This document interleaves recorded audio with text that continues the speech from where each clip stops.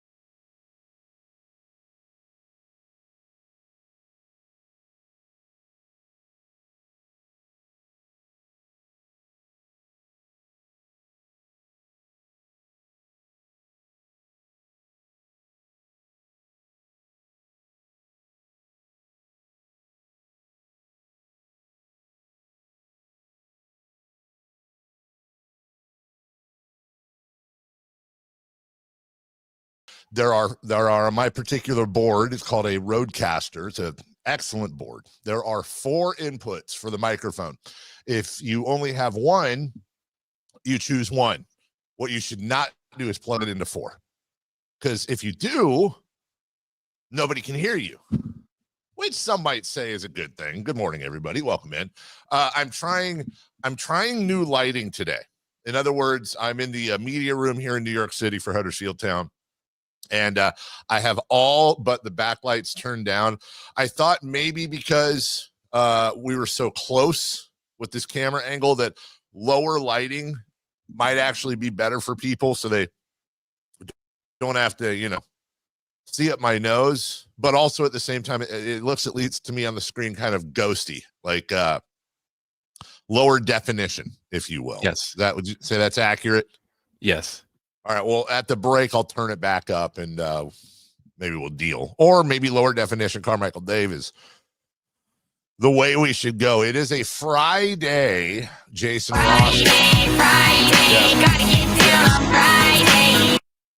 I have sound effects too, by the way. Let me see here. If you can you hear this? You hear that? Yeah.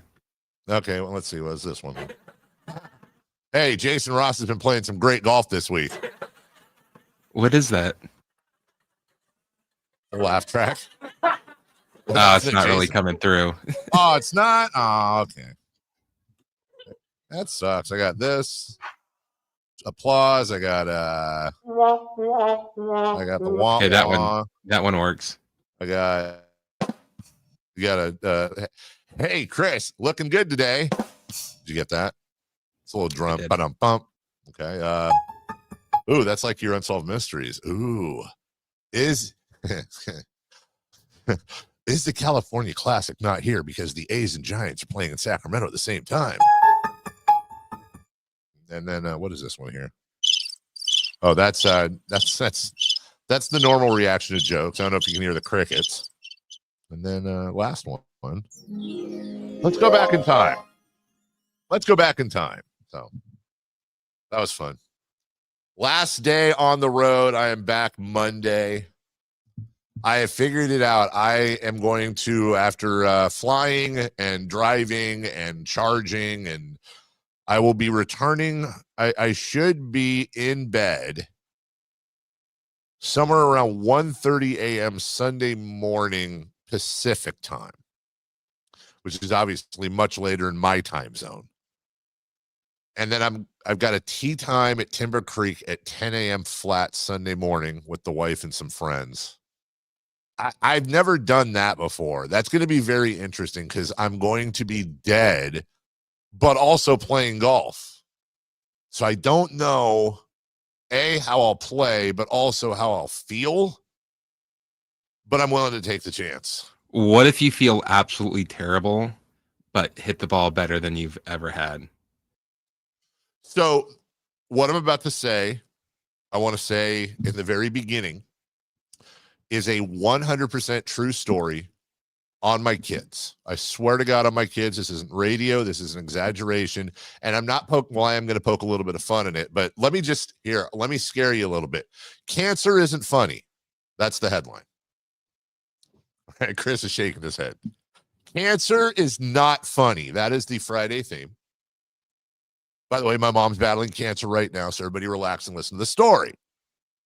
So one of my best friends growing up, I met him when I was a freshman at Mariloma trying out for the JV baseball team, and he was a year ahead of me already on the baseball team. He was quite a good player for that level. Not going to the majors or anything, but he's a good athlete. His name is Colin. So I'm going to get the time wrong, but I want to say about 8 to 10 years ago. I mean, young guy. And I'll never forget him calling me. He works for the state. It was lunchtime. He was in the parking lot, and he called me to tell me that he had just been diagnosed with testicular cancer. Again, this is all a very true story. And it was obviously an incredibly emotional conversation. He was scared. I mean, hell, I was scared for him, but you're trying to be a friend and console your pal and let him know it's all okay. But I don't mind saying it was a very emotional phone call for both of us. So he began the the treatment, okay, for testicular cancer, which involved chemotherapy.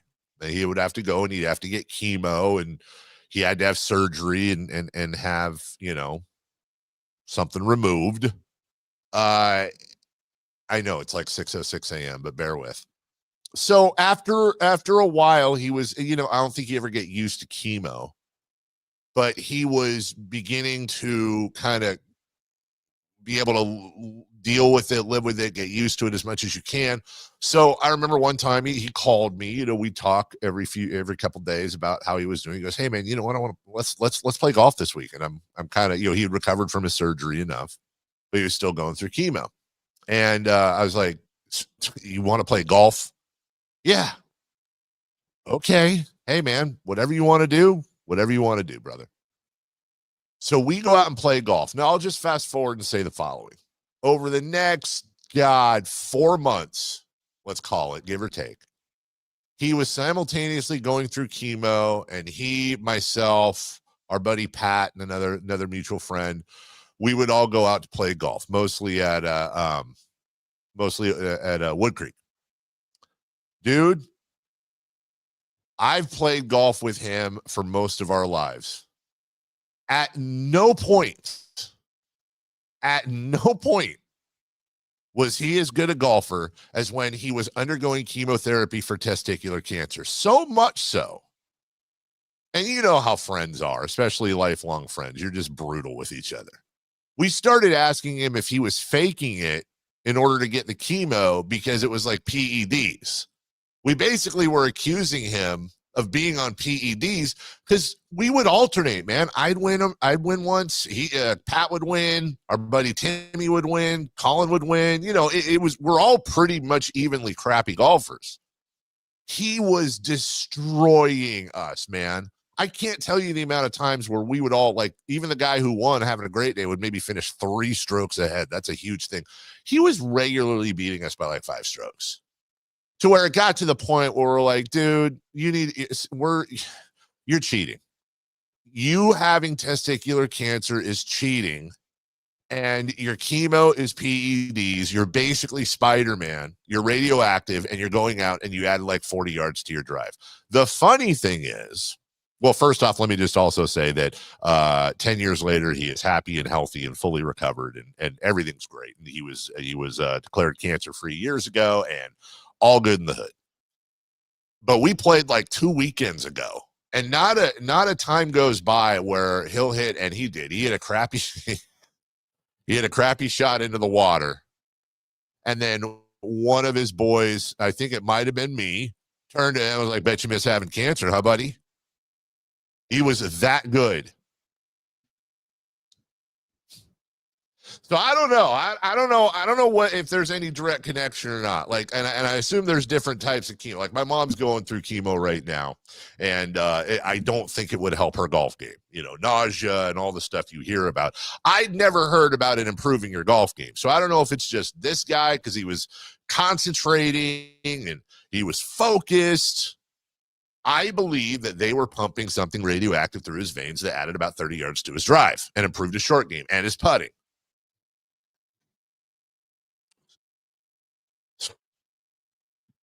And we're brutal, man. We're absolutely brutal. It was like about 2 months ago. I was having a good day.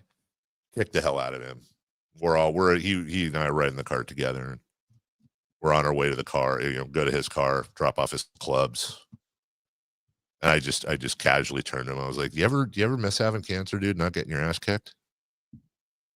It just works so well in the crap we talk to each other. Anyways, so that's the story, Chris. I don't know what the moral is.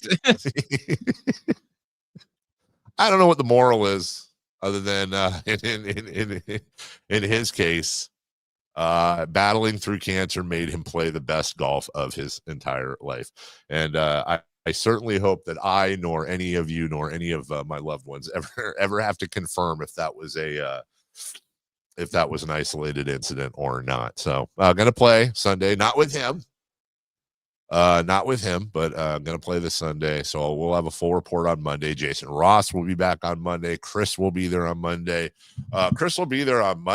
And then Chris, aren't you, is it the following week you're off? It's going to be, so next week, Friday will be my first day. And then the next week off, but I'm coming back that Friday. Wait, hold on a second. So you're off? I'm going Friday to Friday. Okay, I'm so off you're Friday off through Thursday. All right, so a week from today, you're off, and that starts your vacation. You'll be off Friday, Saturday, Sunday, Monday, Tuesday, Wednesday, Thursday, and then you're back Friday. Correct. Okay. Obviously, I just want to say before I ask this, I am aware that I'm preaching to the choir. I am aware I'm not going to ask you anything you don't already feel yourself or haven't answered. But for the love of God, can you tell me why, rather than taking a week where you can get an extra weekend in there and not have to come back so you get that many more days of being away from this place, why is it that you're coming back for one day? Well, we've got board ops that will also be off. And so if I were to take off that Friday, then we wouldn't have enough people. All right. So just straight up, I'm asking you, do we literally not have enough board ops? I don't care who they.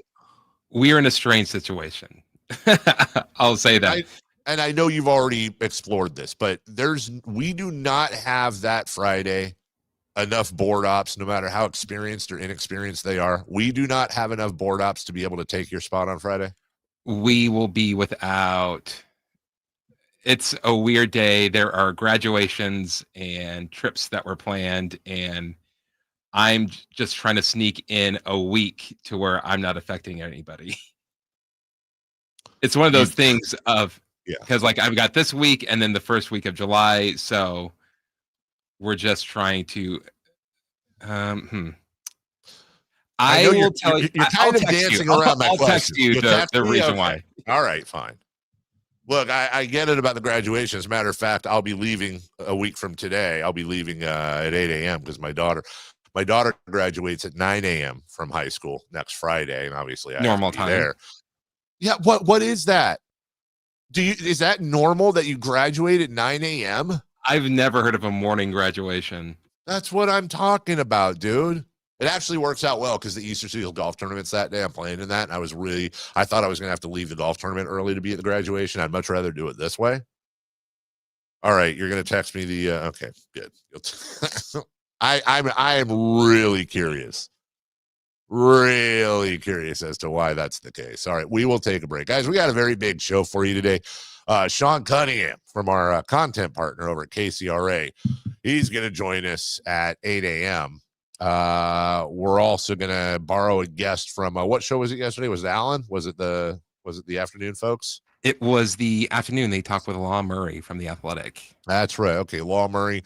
We're going to re-rack that at some point today. We've got the death of a season for another team, the Minnesota Timberwolves. We will do a post-mortem on them. The A's are in free fall. The Giants had the day off, and the Knicks force Game 6. We will step aside real quick. We'll come back with leading off on a Friday next. Malik Monk plays here. Started left, goes right, steps back, launches the three. Nothing but net. Oh, that was just filthy. Oh, my, that was sweet. Sacktown Sports is your proud home of the Sacramento Kings. Get ready for a summer of music, comedy, and thrills with the Sacktown Sports Live events calendar. Kick it off with punk legends The Damned at Ace of Spades May 31st. Then laugh it up with comedian Kathleen Madigan at Hard Rock Live Sacramento June 7th. Country fans, mark your calendars. Whitey Morgan and the 78s roll into town June 19th, followed by jam-packed June 21st. Tainted Love is at Ace of Spades. Lee Bryce and Walker Hayes are at Ironstone Amphitheater, and Penn and Teller are at Thunder Valley. Then it's 3 days of music and wine at the Country Summer Music Festival, June 27th through the 29th at the Sonoma County Fairgrounds. Don't miss the tradition and thrills of the Folsom Pro Rodeo, July 3rd through 5th, followed by country superstar Cody Johnson at Golden One Center, July 18th. August brings legends. Catch Rick Springfield August 1st and Parker McCollum at the Ironstone Amphitheater June 16th. Grab your tickets now and don't miss a beat. Only with Sacktown Sports. Let's do it. Leading off, the 3 top stories in the morning. Huge news. This is very important. Here's cut number 1. There will be a Game 6 in Indiana and a statement victory tonight on their home court. They beat the Pacers in the Eastern Conference Finals at Madison Square Garden for the first time of the series with a 17-point victory. Final score 111-94. First road loss for the Pacers in their last 6. First loss in the playoffs.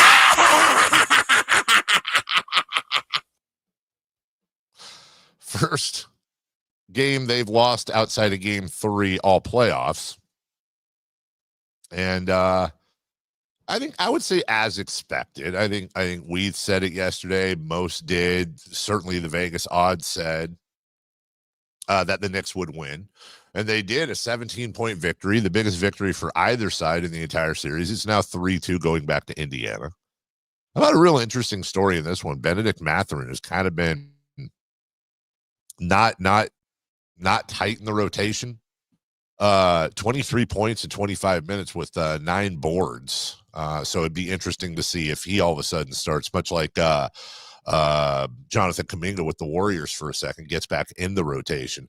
But the starters for the Pacers were miserable. Pascal Siakam had 15, but on 5 of 13. Tyrese Haliburton, we'll talk about that today. If he's got an Achilles heel, he is prone to stinkers, and he had one. 8 points, 6 assists, 2 boards, 2 steals, and a block. He didn't have a turnover, but was just 2 of 7 in 32 minutes. Did not make a 3. Pascal Siakam was the only starter for the Pacers to score in double figures. In fact, Obi Toppin, Mathurin, and Siakam were the only ones to score in double figures. Meanwhile, pretty distributed output for the Knicks. 5 players in double figures, including Josh Hart, super sub off the bench, who had 12 and 10 to go with 4 assists and 2 steals in 34 minutes. He's so damn important to that squad. Jalen Brunson, 32 points, 5 and 5 on 12 of 18. Very efficient. Karl Anthony Towns, 24 and 13. I don't want to just read stats, though. That's not the story. This is a well-played game by the Knicks, who were not outscored by the Pacers in any quarter.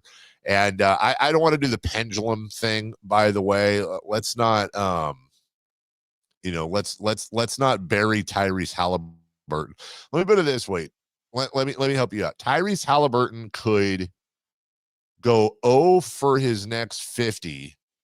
The Pacers could blow a 3-1 lead and go home, and the Knicks win the series, and the trade still sucked in the aftermath. So don't, for those of you tired of hearing that, don't fool yourselves. Rome was not built in a game, but this was a bad game for the Pacers. It'll be very interesting to see if they're able to get it back together come, what is it, tomorrow, I think. Not today. Tomorrow in Indiana. All right. In the meantime, cut number 2. Cut number 2.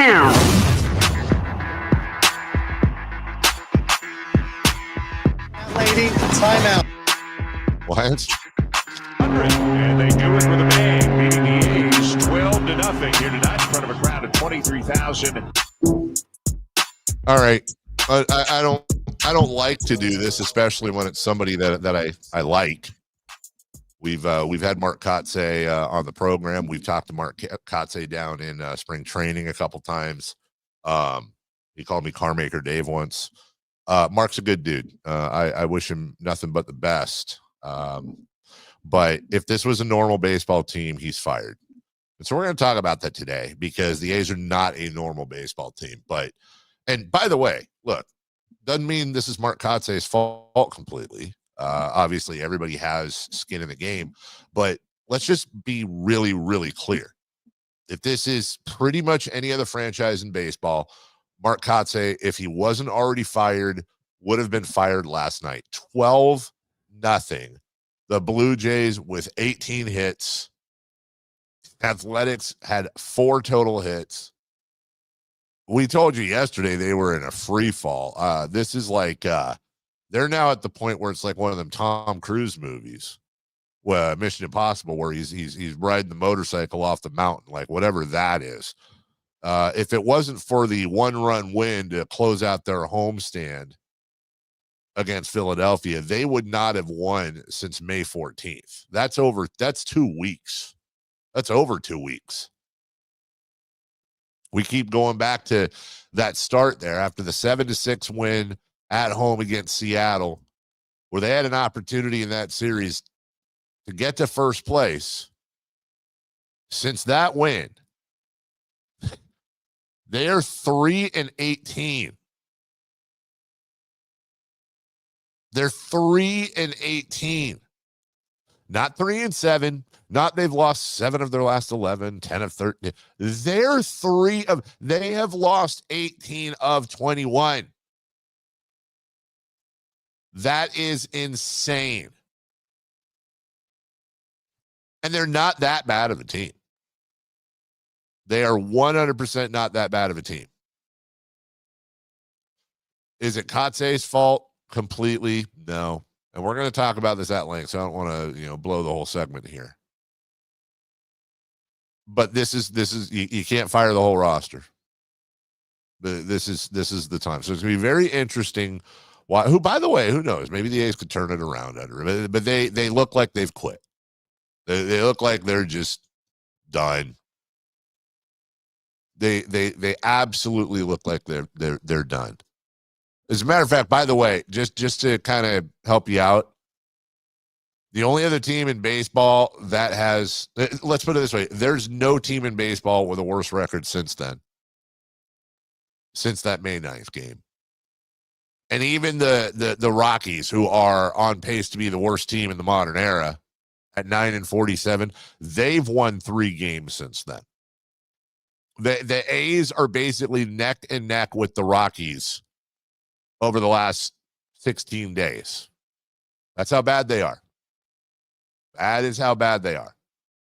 So we'll see if the A's act like a normal team and do something, or if, as I suspect, this is John Fisher on autopilot while he parks in Sacramento and does not care at all what this team does on the field. As long as they don't lose money, they maximize profits, and they get everything ready for when they eventually move to Vegas, which is what's happening in front of your eyes 100%.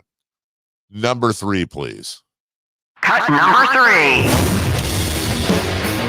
Gleyber Torres fields at the letters. He flips on to first, and that'll do it. The Tigers with a 4-3 win as they sweep the San Francisco Giants. The Tigers roar. They swept the Giants. Giants got a day off as they flew.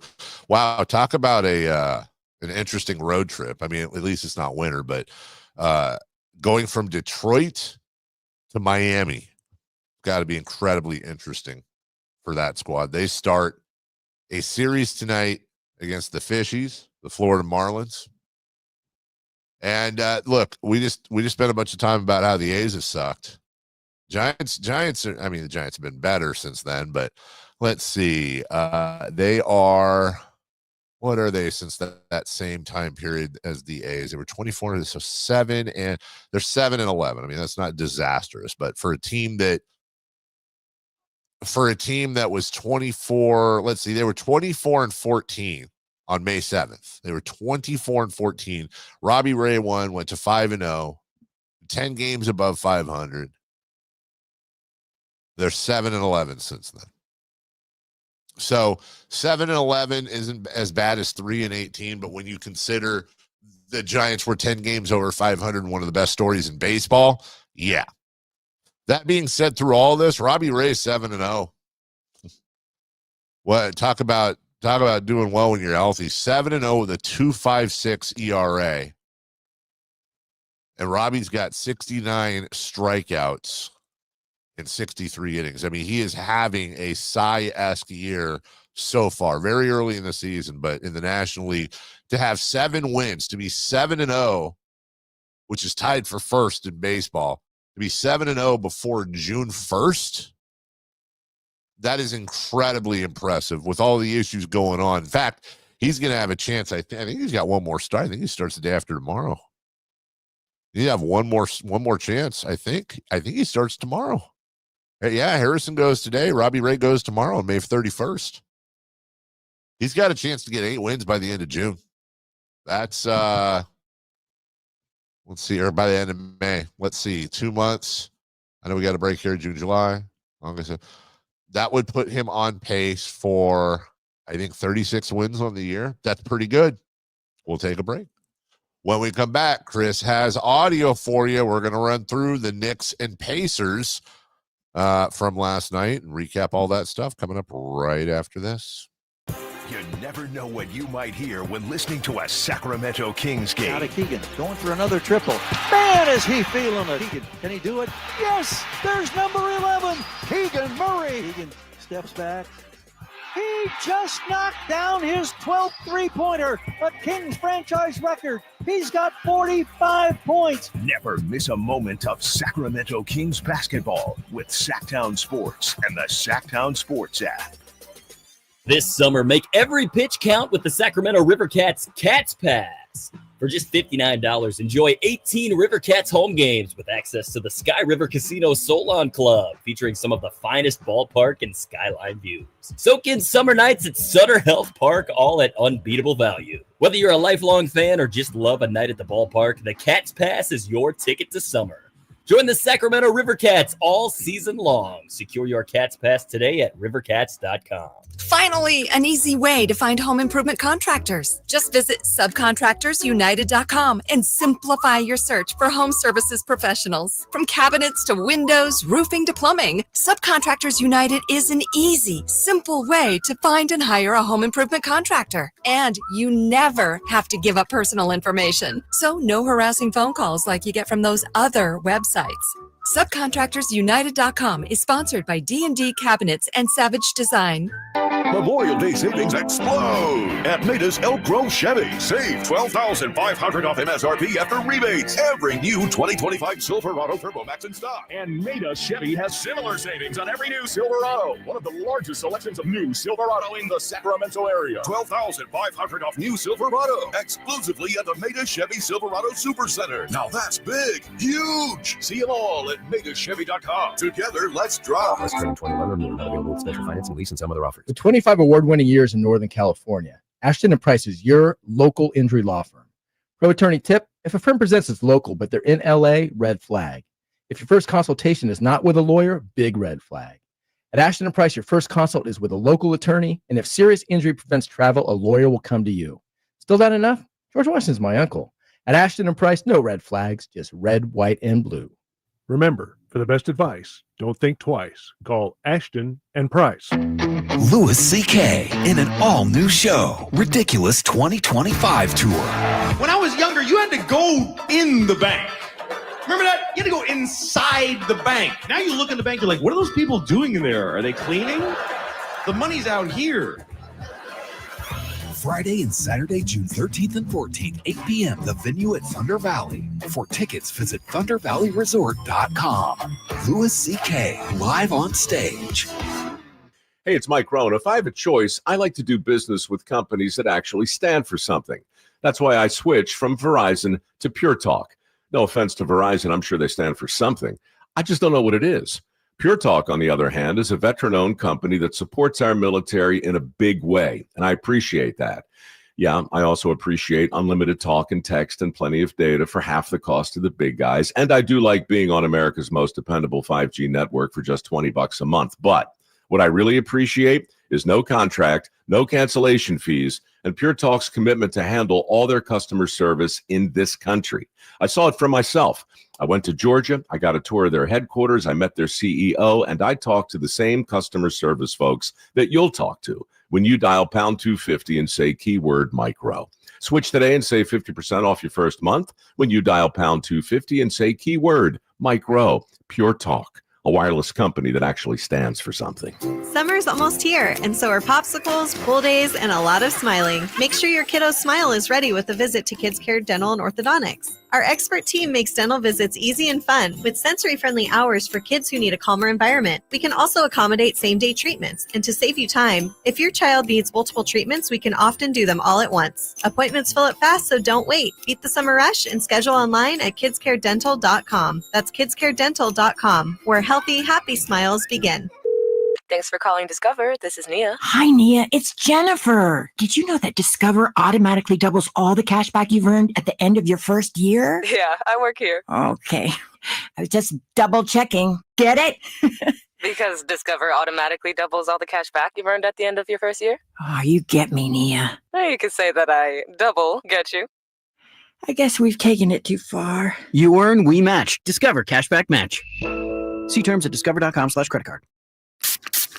Watching Clorox cleanup spray dissolve tough grime in the shower feels like... Wait, this really just happened? I'm shocked. Underwear and everything? It feels like being able to zip up your overpacked suitcase on the first try. Smooth. With Clorox, clean feels satisfying. Clean feels good.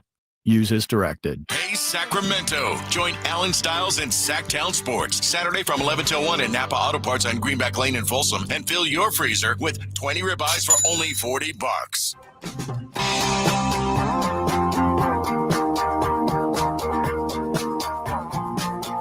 The Carmichael Dave Show with Jason Ross Call or text at 916-339-1140. on Sacktown Sports. I want 20 ribeyes. You have that spot handy, Chris? If it's a big deal, don't worry about it. Alan at Napa Auto Parts. Got it for you. There. Yeah, please replay that, would you?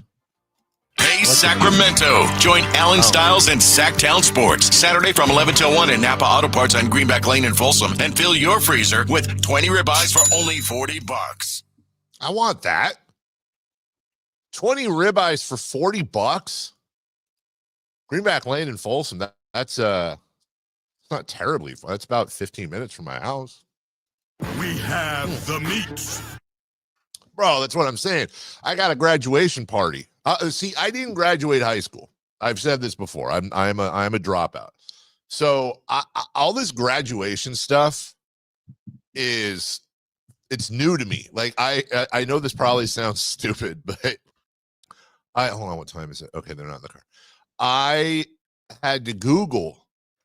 Like I've Googled like things to get your kids for graduation. You know, like Money. Is it like yeah, well, she's already I'm already given enough money, trust me. But you know, like it came up with a bunch of stuff like there's all kinds of things specifically for a dorm room, like charging stations that will fit your nightstand, or reading lights or whatever. And we're getting her a few things, but I wanted to get her something. She really loves to write and penmanship and all that. So we're going to get her all the family stuff and whatever, but I wanted to get her something from me. So I'm getting her a really nice pen It's engraved on the little, what's the thing that you stick to a pocket? Just put your pen in the pocket, the little bar that comes off the pen cap, and that's the thing that holds it to your pocket. Pen holder. You know what I'm talking about? Yeah. No, it's like on the pen. It's on the pen cap, and it's a little. It's okay. Well, the clip, whatever that is. So I'm getting her. It's like a nice pen. It's not like a Bic. It's a very nice pen. It has a little case and everything. But I don't know any of this stuff. So my wife said to me yesterday, "Hey, I got to spend some money for graduation announcements." Then what? Graduate? What do you mean graduation? Oh, it's a picture of her and her cap and gown and a little, hey, Avery is graduate, blah, blah, blah. She'll be attending, da, da, da, da, da. And then she said it's like Christmas cards for people to graduate. You basically send it to the people you'd send a Christmas card to. Yes. And I was like, okay, but here's the thing. Is it one of those where, because I'm not comfortable with this, is it basically a money grab?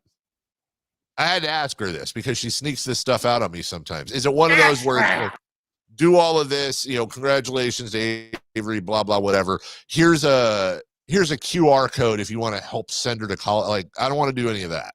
I don't want people to feel obligated to give my kid money. When you send out wedding invitations, what is that for? To get married. For wedding announcements. Yeah, to get married, to tell people you're getting married. And also, you said, what's it for? To give them the date for the wedding? And also, it's to let you know, like, hey, so some money here pretty soon. Yeah. No, I hear what you're saying, but here's the thing, right? Like, you're giving them a wedding, you're feeding them and stuff. Like, it's basically like their present's kind of like the ticket into the wedding, I guess. And that's the thing. We have to throw thank you, John. I should have a QR code to give me money since I'm paying for the college. You're damn right. And now we're throwing a graduation party, right? I don't know what the hell to do there. Who do you invite? Is it her friends? Is it family and close friends? Is it her friends? You got it. I think you got it. Is it? Yeah. And then you put up like little things or like happy graduation and balloons and all that. I mean, You're really nailing new to all it. this. So we got to do that, and then I'm going to be in charge of the barbecue. This is all coming back to that thing Alan's doing. Because you give me 20 ribeyes, I'll just grill all those. Hey, we'll surprise everybody. Oh, We have the meat. Thought you were getting hot dogs and hamburgers? Nah, how about 20 ribeyes? Let's go. My kid's going to USC. We're rich. Here's 20 ribeyes. Man, that must have cost you a fortune. Jeez. What's up, Warbucks? $40, dude. Fortunately, Avery has not been accepted for financial aid. Apparently, you had a party with 20 ribeyes. I know. Yeah, it gets back to him. So it doesn't seem like you need much help. All right. Well, I can tell you this much. Everything you're about to hear right now is talking about people that will have zero issues paying for their kids' education. The Knicks versus the Pacers, a bunch of 20-something and 30-something millionaires playing with balls in front of 20,000 people. And this was 20,000 plus. This is Madison Square Garden, the mecca of basketball, if you will. Chris, you have the audio. Where are we starting here? Well, if the Knicks were going to go make a game 6, they were going to need Jalen Brunson's help, and he started with a couple of threes in the first. Brunson right side arc defended by Obi Toppin, steps back off the screen. He's picked up by the taller and slightly slower Miles Turner. Top of the arc, walk-up three. Brunson buries it. 20-13, New York, 7 minutes into the first. Brunson from left to right, Knicks by 7. Off the dribble three, good from the left wing. Brunson's got 12 points in the first 7 minutes. Knicks by 10. It's their best start of the series by a mile. Yeah, Jalen Brunson is he is the gasoline that makes the car go for the New York Knicks, and he started off absolutely on fire in that one, really setting a statement early, which I think teams appreciate, man. When you look, they weren't blowing them out, but up 4 after 1, up 7 after 2, so 11 at the half, up 13 going into the 17 going into the fourth. I think the problem here, though, is both the Pacers and Knicks know you can't sleep on the other team. Doesn't matter how much you're up. Pacers were up 20 at one point in one of these games that they lost, and the Knicks blew that game 1. So there was intensity throughout. Meantime, Chris, take us along. What happened next? Well, you just said it. They needed to keep that tenacity all game long. Jalen Brunson to start the third. He got another 3. Right wing 3, Brunson off the dribble. He got it and one. 4-point play opportunity for Brunson, and the Knicks have an 81-64 lead. Yeah, that's absolutely what they did. Brunson kept that intensity going. Karl Anthony Towns got in there. Really a nice balanced effort for the Knicks. And shockingly, Tom Thibodeau in a 17-point win. That wasn't a 40-point win. It was a 17-point win. He didn't play a single starter more than 34 minutes. Well, 36, excuse me, Karl Anthony Towns. Everybody else played 34 or 20 in Mitchell Robinson's case. So he wasn't running his guys into the ground. That's his MO, or at least his reputation. All right, so Brunson gets the 4-point play. Where do we go next, Chris? We're going to finish this off. Josh Hart with a layup, and that pretty much seals the deal. Cut for Bridges, catches off the feet underneath the hoop, gets it to Hart in a tough spot, but Hart scores anyway outside the restricted area.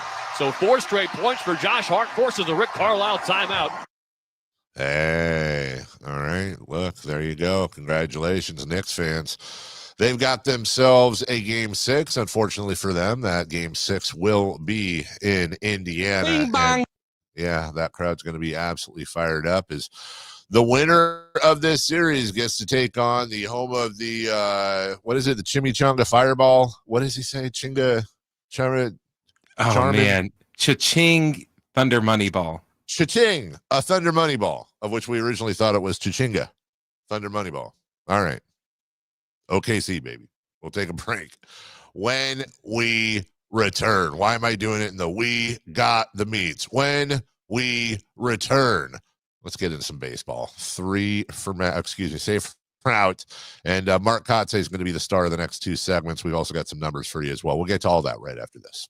The only place you'll find Keegan Murray is Sacktown Sports. Out to Keegan Murray, straight away for 3, and Keegan knocks down the triple. Hey Sacramento, it's Keegan Murray, and you're listening to the home of Sacramento Kings, Sacktown Sports. Your local sports leader. Alan Stiles here with your Sacktown Sports injury update, brought to you by Downtown LA Law Group. Gio Urshela was replaced on defense due to a hamstring injury. He will be placed on the 15-day injured list with no timetable to return. JT Ginn, out with that strained right quad, felt discomfort in that area, and the team is hopeful he can keep his arm in shape while the injury heals. There also is no timeline for his return. This injury update was brought to you by Downtown LA Law Group.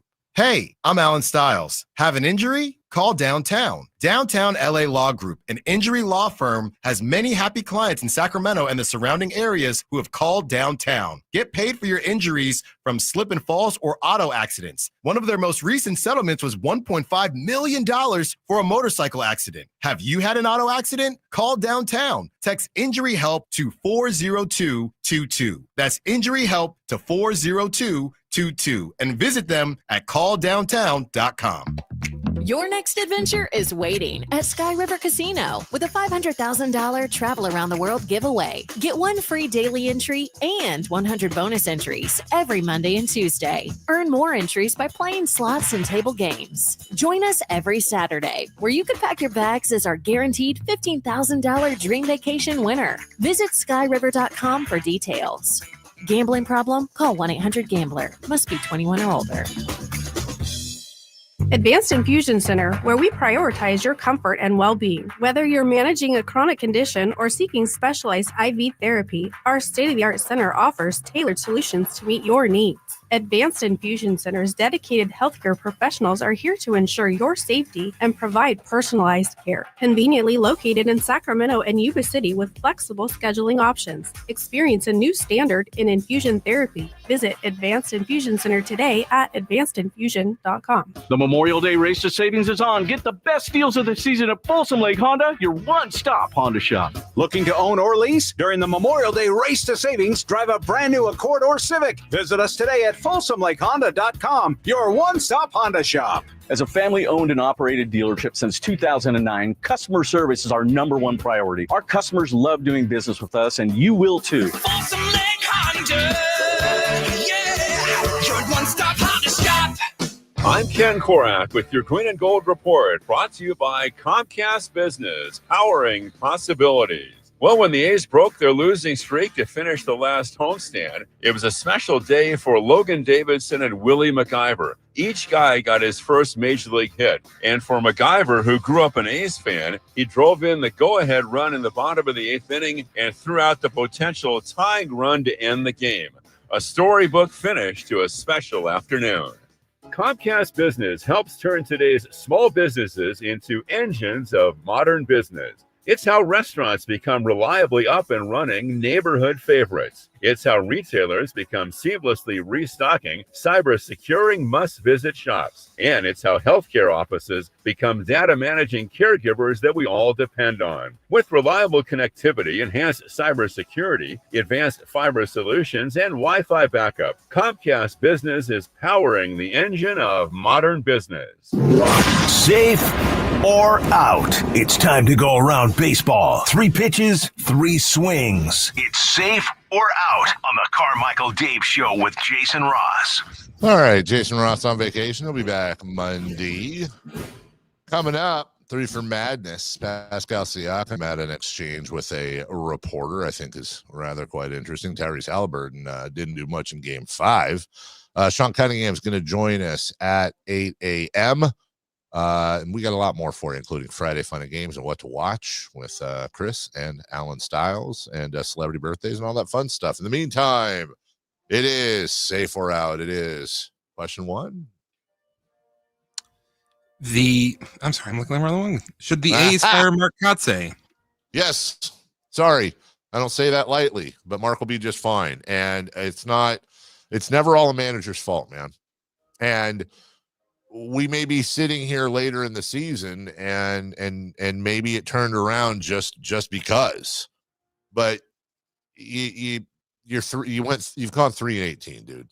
Like you've gone 3-18 in your past 21 games. And let me take just a quick check on the A's. I believe 9-19 at home. 9-19 at home, and they have a run differential that is minus 101. The only team worse than the A's in run differential. You guessed it. The Colorado Rockies, who really just shouldn't even count. I'm just going to go ahead and say the A's have the worst run differential in Major League Baseball because the Rockies aren't, although they are kind of the quadruple A's. Just to give you an idea, guys. There are 1, 2, 3, 4, 5, 6, 7, 8, 9, 10, 11, 12, 13, 14, 17 teams in Major League Baseball that have a positive run differential. The New York Yankees lead everyone with plus 113.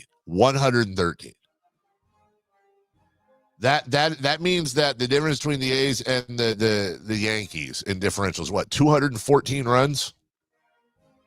Dude, they're 23-34, and I think the thing with them is that they're not that bad. They're not as bad as that record is. They may not be world beaters. I'm not saying they should be 34-23, but I think this team should be flirting with 500. They've got a lot of young talent on the team. They certainly have holes. They certainly, if this was a normal team. This is why it's tough to cover the Athletics, because you're dealing with a John Fisher-owned team. We'll get into this more in the next segment about Mark Kotsay. I don't want to keep repeating myself, but I think A's fans need to simply look at what's going on right now, and it's going to be a really good way for you to tell, are the A's going to behave like a regular season team, or like a regular team, I should say, and do things, or are they just straight up on autopilot and hoping you come, as Fisher kind of alluded to see Aaron Judge hit home runs, which is what I think it is. I just want to point it out. Number 2, please. Chris Sale just became the quickest to 2,500 strikeouts. Does this surprise you? Yeah. It not in the sense that Chris Sale isn't a fantastic pitcher, not in that sense at all. It's just when you think about saying somebody is the first to not 1,000 strikeouts, or maybe they just had like a really quick start to their career. He's the first to 2,500 strikeouts. That's insane. When you think about pitchers that strike people out, you think about, obviously, Nolan Ryan. You obviously think about Randy Johnson. And, I mean, there's guys like Pedro Martinez who didn't do it for, as long as others. There's longevity involved there as well. I totally get that. But when I saw Chris Sale at 2,500, and they said he is the quickest ever, I thought, wow, that is that's actually surprising, and he deserves all the credit in the world. He deserves to be talked about more. He deserves to be at the top, at the tip of people's tongues when it comes to pitchers. 2,500 strikeouts is insane. And there's a lot of great pitching going on right now. Here's another quick one I saw. Through their first 35 career starts, earned runs allowed, first 35 starts. Greg Maddux, 115. Randy Johnson, 102. Roger Clemens, 100. Justin Verlander, 87.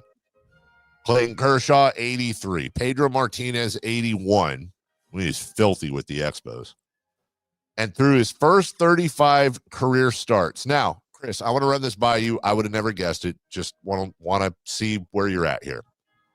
Maddux was at 115. Kershaw at 83. Pedro at 81. How many earned runs has Paul Skeens allowed in his first 35 starts?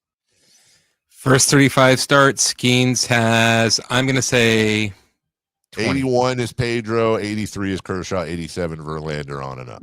Okay, I'm going to say 66. 66. Good guess.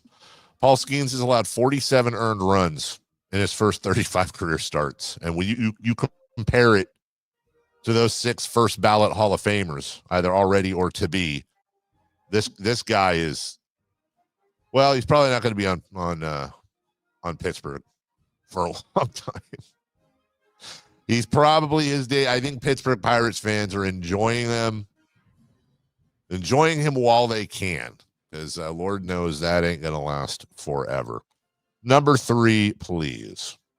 Mike Trout is coming off the injured list. Does he still have trade value? Yeah, that's an interesting question, Chris. Thank you for asking. Does Mike Trout still have trade value?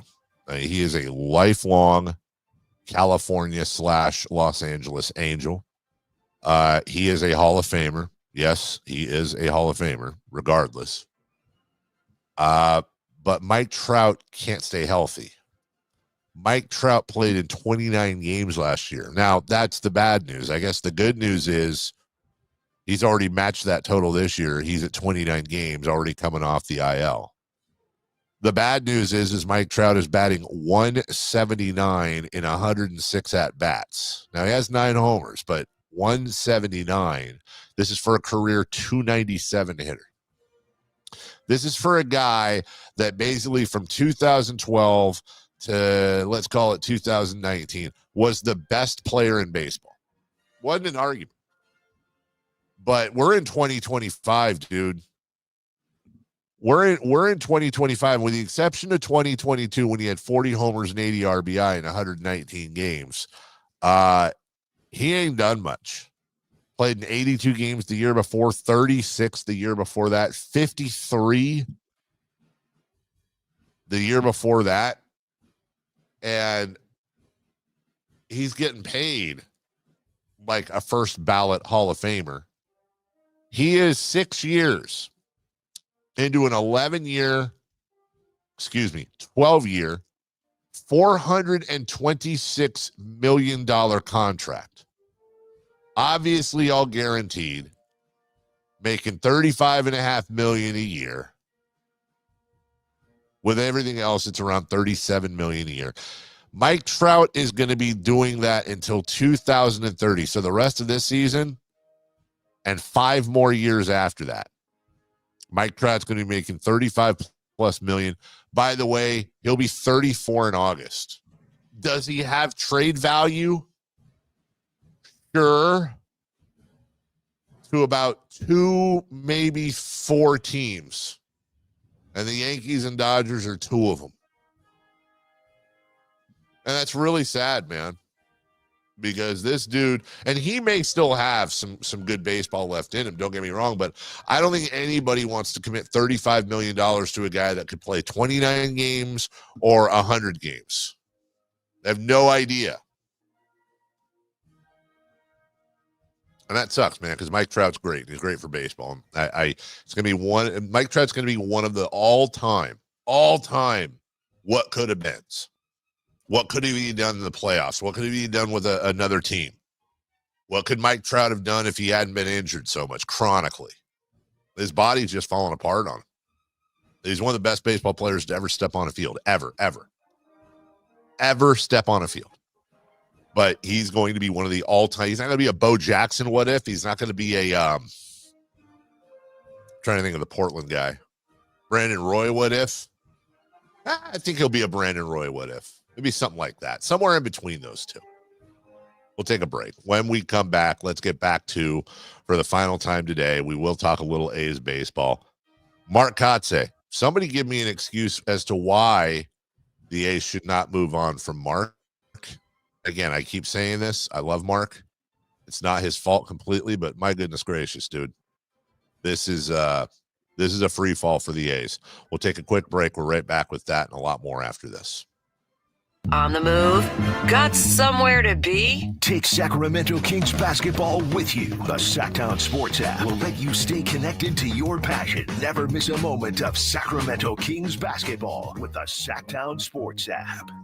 Require an online consultation with a healthcare provider who will determine if appropriate. Restrictions apply. See website for details and important safety information. Price varies based on product and subscription plan. Hey guys, let's talk ED because millions of men experience it. But not everyone can access or afford treatments like Viagra. Well, Hims can help. Through Hims.com, you can get a full range of treatment options for ED, including daily or as-needed meds through a 100% online process. It all starts with an online intake form. Get started at hims.com/joy. And from there, a medical provider licensed in your state will determine if ED treatment is right for you. If prescribed, your medication is shipped to you for free. Find the ED treatment that fits your needs with options up to 95% less than the brand names. Millions of men experience ED, but Hims can help. To start your free online visit and save up to 95%, go to hims.com/joy. That's hims.com/joy for your free online visit. HIMS.com/JOY. Staples presents That Was Easy. So I was taking my side hustle full time. Bold move, my friend. And I needed to find everything in one stop. Like finding Bigfoot riding a unicorn. Yes, so I hit the Staples Easy button. Staples had everything for a new office and print services for signs and brochures. Plus, Cindy, the Staples associate, helped me find the best tech for me. Wait, no drama? No, Staples made it easy. For the products, services, and experts your business needs. Staples. That was easy. In-store, online, and on the app. Wesley Financial Group is not a law firm. Are you a victim of the timeshare trap and think there's no way out? I'm Chuck McDowell, founder of Wesley Financial Group, the original timeshare cancellation expert. And I'm here to tell you that there is a way out. All you need to do is give my office a call. I will send you a timeshare exit information kit absolutely free, explaining how the timeshare industry works and your options for cancellation. Call Wesley now for your free info kit. 800-961-5544. 800-961-5544. When you're young, life is full of choices. Don't let opioids like highly addictive and deadly fentanyl take away your life with just one wrong pill. Addiction is a disease that can affect anyone at any age. But there is a choice to get help for this disease. Find medically proven treatment options, including virtual, at choosemat.org. Come check out Capital Casino, Sacramento's #1 poker room with the most variety of table games in the region in a safe and friendly environment. Plenty of well-lit parking available, conveniently located in downtown Sacramento. And remember, Capital Casino has the best food, the best service, and the best action. 411 North 16th Street in downtown Sacramento. For more information, log on to capital-casino.com and please gamble responsibly. 1-800-GAMBLER. Here at the Almond Joy Factory, where tropical vibes abound, we use soft, fresh-tasting coconut. The crunchiest almonds and delicious chocolate candy. Ah, but do you know what our most important ingredient is? Sometimes you feel like a nut. Sometimes you don't. Almond Joy's got nuts and something even way better than that. Yes, Almond Joy is made with almonds and joy. Check engine or ABS light on? Take the guesswork out of your warning lights with O'Reilly Veriscan. It's free. Ask for O'Reilly Veriscan. O'Reilly Auto Parts. How can you free your team from time-consuming office tasks? Amazon Business. Smart business buying tools enable buyers to find and purchase items fast so they can focus on strategy and growth. Free up your team and focus on your future. Learn more at AmazonBusiness.com. You never know what you might hear when listening to a Sacramento Kings game. Out of Keegan, going for another triple. Man, is he feeling it. Keegan, can he do it? Yes, there's number 11, Keegan Murray. Keegan steps back. He just knocked down his 12th three-pointer, a Kings franchise record. He's got 45 points. Never miss a moment of Sacramento Kings basketball with Sacktown Sports and the Sacktown Sports app. KHTK HD1 Sacramento, KYMX HD3 Sacramento. From the Power Business Technology Toshiba Studios. Sacktown Sports, 1140. The Carmichael Dave Show. He's on the microphone when he's not on the microphone. He's playing a song, and when he's not playing a song, he's on the microphone. And then boom, with Jason Ross. No, he didn't. Yes, he did. Call or text at 916-339-1140. It's the Carmichael Dave Show with Jason Ross on Sacktown Sports. All right, welcome back. Hour number 2 on a Friday. Tom Cunningham coming up at 8. It's been a while since we visited with the turtle of Sacramento sports media. I don't even remember how. Back in the night show, everybody had nicknames. Chris, you didn't have a nickname. Didn't have a nickname. I mean, you had a nickname, but it was one your parents gave you that we used to talk about. My aunt and uncle. Or aunt and uncle, sorry. But Sean's was, why was Sean's turtle? Oh, it was because he looked like Jerry Ferrara from Entourage. That's why we called him Turtle. He had the same energy. Yes, exactly the same. We had Timmy the Postman, Noodles, Voice of the Valley, Turtle, and Chris. Am I missing any board ops in there? There's that guy Emmanuel. He was super nice. I don't think he was a board op. I think he was. Oh yeah. Remember he was like one of the last interns. Yeah, nice guy. Liked him. Didn't we have a girl? Thought we had a girl intern at one point. Man. On the night show? Yeah, didn't we? Or maybe we didn't. That was a long time ago. I got Super Bowl odds for you because I know. So 100% agree with you. Super Bowl odds, matchups, if you will. Because, it's never too early to start thinking about Super Bowl matchups. These odds are from Bet Online. I will admit, though, a little bit surprised. Not that it's outlandish, but the odds-on favorite for the Super Bowl matchup next year, the Philadelphia Eagles against the Buffalo Bills, 16-1. Interesting. At 17-1, the Philadelphia Eagles and the Baltimore Ravens. Now that's tied with the Eagles and Chiefs, to be fair. I would have expected Eagles Chiefs to be the favorite, and to be, to be perfectly fair, they're not far off. The Eagles, though, are the top 3 most favored matchups, at least coming out of the NFC. Then at 20-1, you have the Lions and the Bills. Lions and the Ravens at 21-1, tied with the Lions and the Chiefs. So you can see the easy split there. Then all the way down to 37-1. The Eagles are back, but now against the Bengals. And then we get to a tie at 37-1. We see the 49ers versus the Bills. Then the 49ers versus the Ravens at 39-1. The 49ers versus the Chiefs also at 39-1. So what you can see there clearly is that the Eagles are the favorite to come out of the NFC again. The Bills are the favorite to come out of the AFC. Then the Lions and the Niners are the third favored team to come out of the NFC. See if I can find something here. I'm not trying to be a ding dong, I promise, Raider fan. I'm just honestly saying, truly. Well, the Niners and Raiders are 305 to 1. Oh, here we go. Niners, Raiders. There we go. 305 to 1. I'm sorry, it's the Niners and Jets. Niners versus Raiders. That is the Raiders' most likely Super Bowl opponent at 305 to 1, followed by the Raiders and Rams at 339 to 1. So, Raider fan, if you want to bet on a Niner-Raider playoff, just put $1 down. Niner-Raider Super Bowl. Just put $1 down. Had somebody on the YouTube chat. Delta All-Star. Mark Kotze is not to blame. It's his 4th year, I think.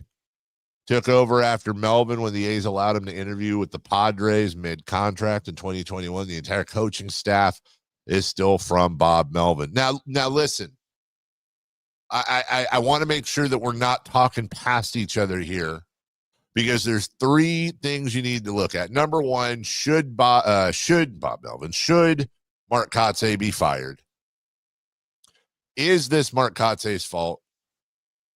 And third, can we apply the rules of a normal team to what we're talking about? Well, I'll start with number 3. The answer is no. The Athletics are not a normal team. They are a very unique. It's a nice way to put it. They are an imitation of a baseball team. They're a Major League Baseball team. They're not a Major League Baseball team in anything other than name.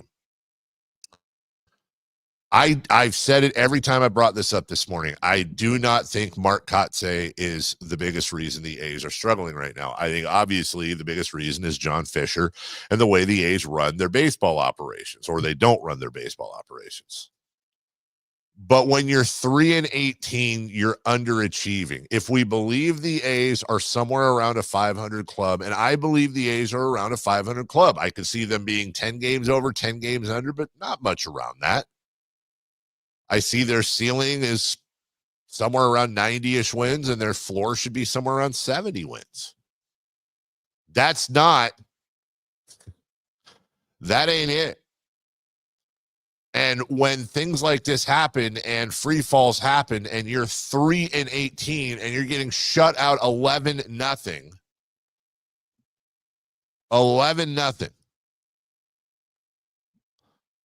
then that's a problem. And it's very important to look at losing streaks and look where they're going. I know a loss is a loss, but there's a difference. Look, if you're losing games, but you're losing them close, you're coming back, you're showing fight, you're just coming up short. Okay, that happens. People go in slumps at the plate too. But right now, the Oakland A's are like a team of Willie Adameses. And between their 2 Houston games and Toronto, they've been outscored 28-4. 28-4, and they got 3 of those runs against Houston in game 2 of that series. Again, I got to stop myself, because what I was about to say is you have to do something. But the reason I'm bringing this up is not because I'm trying to have normal sports talk where it should or should Mark Kotze not get fired. That's not where I'm at. I'm bringing this up because I want people to pay attention to this, because this is exactly what I believe is going on. I don't think they care. I think from ownership on down, the remit is do what you want with the team. You can make trades.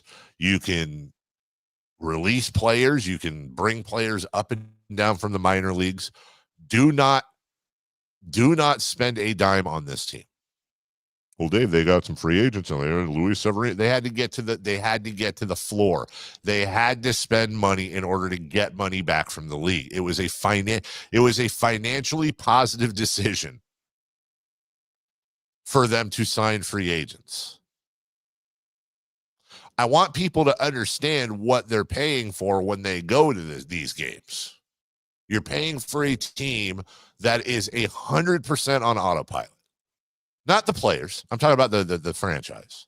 And by the way, I'm also not talking about the hardworking people that are splitting time between the A's and the Kings, working their butts off. There's nothing to do with them. I'm talking about ownership. His thought is, we're going to use Sacramento for 2 or 3 years, maybe 4. We're going to park the team there. First couple years, don't spend anything unless we have to, unless it's mandated. I don't care. I don't think John Fisher cares if this team goes 152-10 or 10-152. I truly don't. I think he'd rather go 152-10, but does not care. This is not the type of owner that's going, man, we got to win, guys. Come on, what do we need?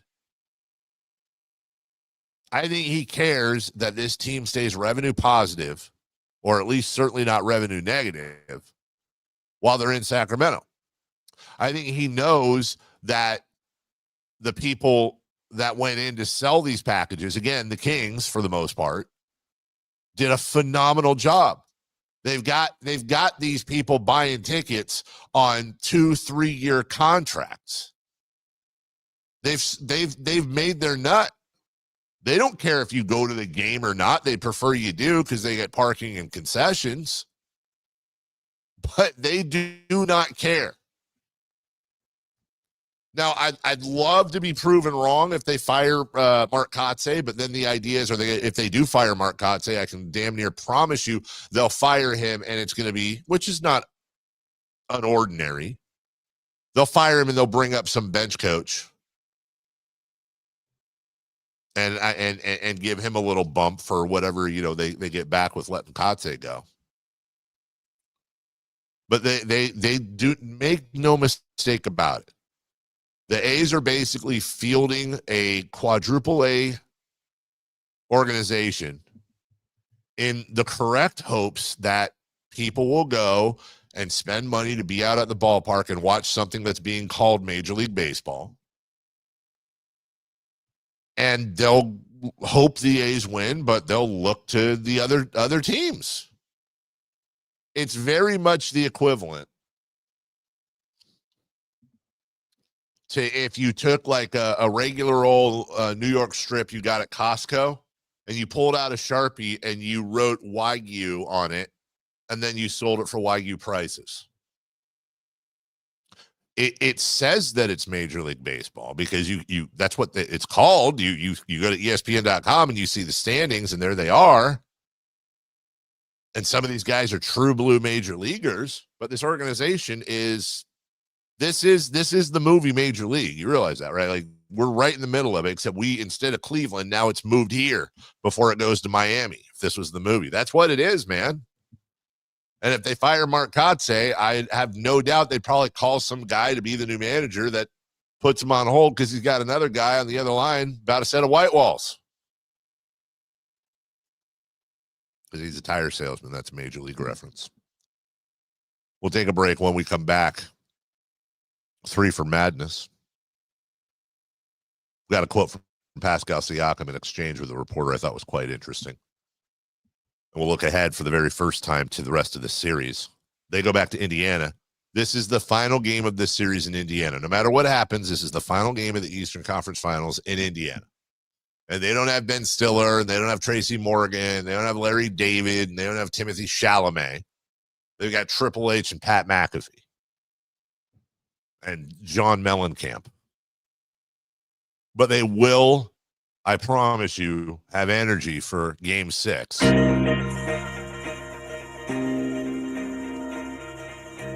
And while we're talking about energy, why don't we talk about our friends at American Energy Heating and Air? Ladies and gentlemen, boy, am I happy to be coming back. So I can see these 101 degree days, 101 today, 102 tomorrow, 86 on Sunday. I mean, at least that's better. And then I'm looking ahead to next week, 91, 92, 103 next Sunday. Yeah, guys, you better get in, because I've been telling you for a while now, and get that tune-up with American Energy Heating and Air, $24.50 tune-up. Listen, you hear some of the other commercials. They're talking about tune-ups for $100, $80, $70, $24.50. If God forbid you need a new air conditioning unit, up to $3,500 in rebates for qualified air conditioning units. By the way, it's just a 30-second break, so don't go away. 916-520-9990 is the phone number. That's 916-520-9990 or AmericanEnergyAir.com. American Energy, making the uncomfortable comfortable. Three for Madness. Pascal Siakam, a very uncomfortable back and forth with an Indiana reporter. We'll get to that next. You never know what you might hear when listening to a Sacramento Kings game. Out of Keegan, going for another triple. Man, is he feeling it. Keegan, can he do it? Yes, there's number 11, Keegan Murray. Keegan steps back. He just knocked down his 12th three-pointer, a Kings franchise record. He's got 45 points. Never miss a moment of Sacramento Kings basketball with Sacktown Sports and the Sacktown Sports app. 3 questions, 3 answers.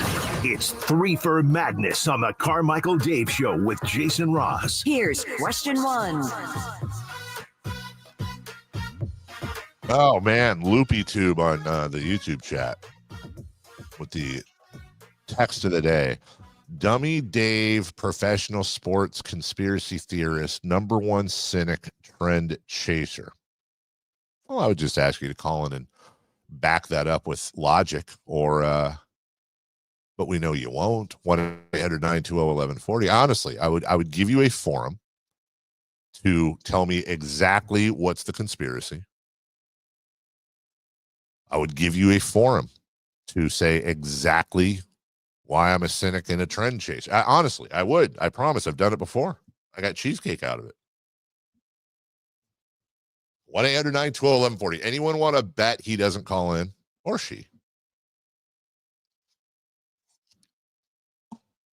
3 for Madness. Question 1. Pascal Siakam said the Knicks played harder than the Pacers last night. Is this acceptable in any way? No, it's not. Look, man, even if he's being honest, that's a silly answer, dude. Like, I understand. I don't think Pascal Siakam did anything other than be honest. I think he's right. But you don't say that. And also, it's one thing to let a team that they play better than you. Well, yeah, they get paid too. But to play harder than you, you're basically saying, hey, in an elimination game, we didn't play that hard. And it resulted in a very interesting exchange with the Indianapolis Stars' Greg Doyle, who we have a couple clips to find that you might find interesting. Here's the exchange between Doyle and Pascal Siakam. How much of it was them? I guess what did they do, especially on their side of the defense when you guys trying to get closer? Nah, they played harder than us. I think they played harder than us. Loose balls, like rebounds, like all that. We got to be able to win that battle. Pascal, can you make sense of it for those of us who don't play this game at this level? Like, what was the mistake, and you're saying they played harder than you guys. You didn't fight them hard enough. How is that possible? What do you mean? How is it possible to not fight hard enough in games? What are you talking about? They played harder than us. It's okay. We played hard, but they played harder. What's your point? I don't get it. My point is, you're saying you guys got out fought, and I'm saying that happens in the game, though. That's basketball. You're good. You're good, bro. You're looking for something. I know. But damn. No. But I'm telling you though. I told you. What else you want me to tell you? Well, what you tell me how? That's all I'm asking. Well, what about you telling me? So go ahead. Who's this guy? What's your name, bro? Oh. Good. Okay. In a vacuum, I think there's a lot of talking past each other. I think Pascal Siakam was being honest, and Pascal Siakam was correct. I'll also stand in front of Pascal by saying you just lost a game and now you got to go back home. He's probably not in the best mood. That being said, he's way too much of a veteran to answer that way. I thought Greg's follow-ups were like, how does another team play harder than you in a game? How does that happen in an elimination game? I think that's totally an acceptable question, an acceptable follow-up. I had no problems with what the journalist said. That being said, this isn't the first time Greg Doyle has gone viral for an exchange. This was an exchange he had, I think it was last year, with Caitlin Clark of the Indiana Fever. Hi, Caitlin. Greg Doyle, Indy Star. Real quick, let me do this. You like that? I like that you're here. I like that you're here. I do that at my family after every game, so. Okay, well, let's start doing it to me and we'll be able to get along just fine. So. What was it that he did? He did like her heart thing that she does after games. I didn't know where I came down on that because look, first off, it's 100% like creepy on the surface, right? What I couldn't figure out though, because I do try to give people grace. Greg Doyle's covered the sport for a very, very long time. By the way, it doesn't mean he's a good guy. I struggled with that, Chris, because I do try to give people grace. And I was like, was he just being like, hey, I love you too. Hey, give me that. We'll be good. Ha ha ha. All right, let's go on. Or was he being like creepy and weird? It 100% came off creepy and weird. Like to fanboy out as a reporter. I know. Is also awful. I think there's where I struggled is I think there's a difference between being a fanboy and unprofessionally friendly and being like, hey, let me get your number. Let's talk after the press conference creepy. And or okay, if it was Pascal Siakam up there at his introductory press conference and his thing was doing the heart, would Greg have said, hey, keep doing that to me and we'll get along, just, you know what I'm saying? I came down on the side of, I think, creepy, but not maliciously creepy, but creepy enough to you. Wasn't he like taken off the beat for a while or suspended or something like that? Yeah, he didn't cover them that year. Yeah. That being said, I had no problems with Greg Doyle's comments to Pascal Siakam at all. I did. Like, what answer are you trying to get out of him? I think he was trying to add weight. I don't think he expected, I know he didn't expect an NBA player, a veteran, an all-star to say they played harder than we did. And I think he felt compelled, which I think he should have, to follow up and be like, well, hold on, it's an elimination game. How'd they play harder than you? Like, and not so much of physically how did they, well, they played harder, but how could you let that happen? Like, where are your heads at?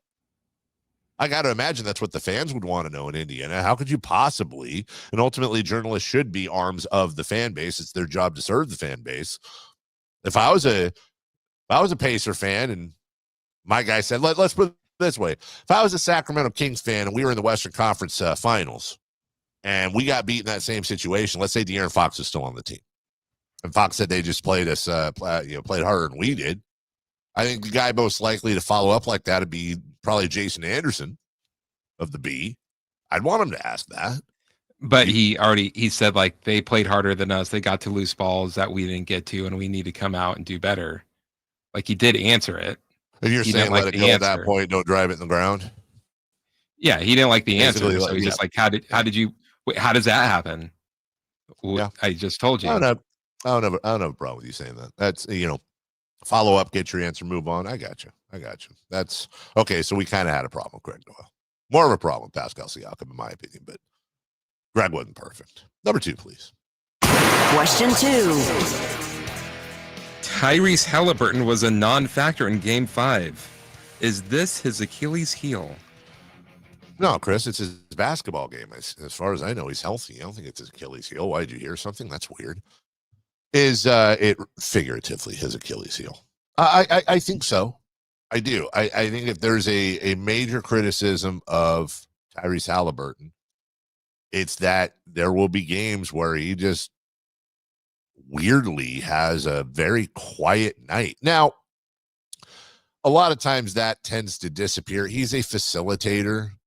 He instinctively wants to get other people involved. And so generally when you have instinctive facilitators, their biggest weakness is going to be that they don't look for their own shot enough. But in the case of Tyrese Haliburton, he's had games this playoffs alone. He had 8 points last night. He had 14. That's fine in game 2. He had 11 in game 4 against Cleveland. He had 4 in game 3 against Cleveland. And then, another 14-point game even in the Milwaukee series. Even going back to the regular season, Chris, he had a 9-point game against Denver, and it's not all about scoring. He had 0 in 25 minutes in that game at Portland. 9 against Philly, 2 in 19 minutes at Cleveland. I'm in the regular season now. 4 in 35 minutes against Oklahoma City in a 6-point loss. So, yeah, I'm looking through here. I mean, every single month of the season, 4 in 30 minutes at Houston back in December. 9, 6 against Charlotte. I'm just scrolling through his game log. 0 points in the second game of the season at the New York Knicks, of all things. 0 points. 0 of 8. 0 of 7 from beyond the arc against the Knicks in game 2 of the season. So, yes, I do think it's his Achilles heel. I do think that there's plenty of room for improvement. But let's not, get on the chat like this guy. Well, Haliburton's overrated. Well, okay, he's about to overrate himself into the finals. Tyrese Haliburton is overrated is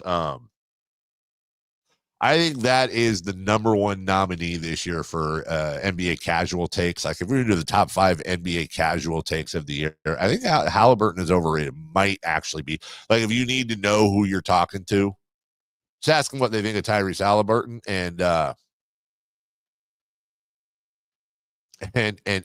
if that's the case, they say he's overrated. Okay. Well, he's overrated. He's led his team to 5 wins away from a championship. For the 916, you're on the wrong side of this one. Happens every single day and in almost every game. Pacers being up 3-1 and knowing game 6 is at home, it's natural to maybe not come out quite as driven as New York. Siakam's answer was right. Doyle's an idiot. I disagree with that. Look, everything that person just said isn't a lie. There's no lie there. I'm saying it's not a question of whether or not the Knicks played harder. It's a question of, they're in an elimination game. Also, you don't want to extend the series. The Thunder just won. They're sitting there waiting for you. And so I think it's perfectly acceptable to ask an NBA player, how could you it's one thing to let another team shoot better, another team defend better, another team play better. That sometimes that happens. There are days when you just don't have it. But when it comes to effort and drive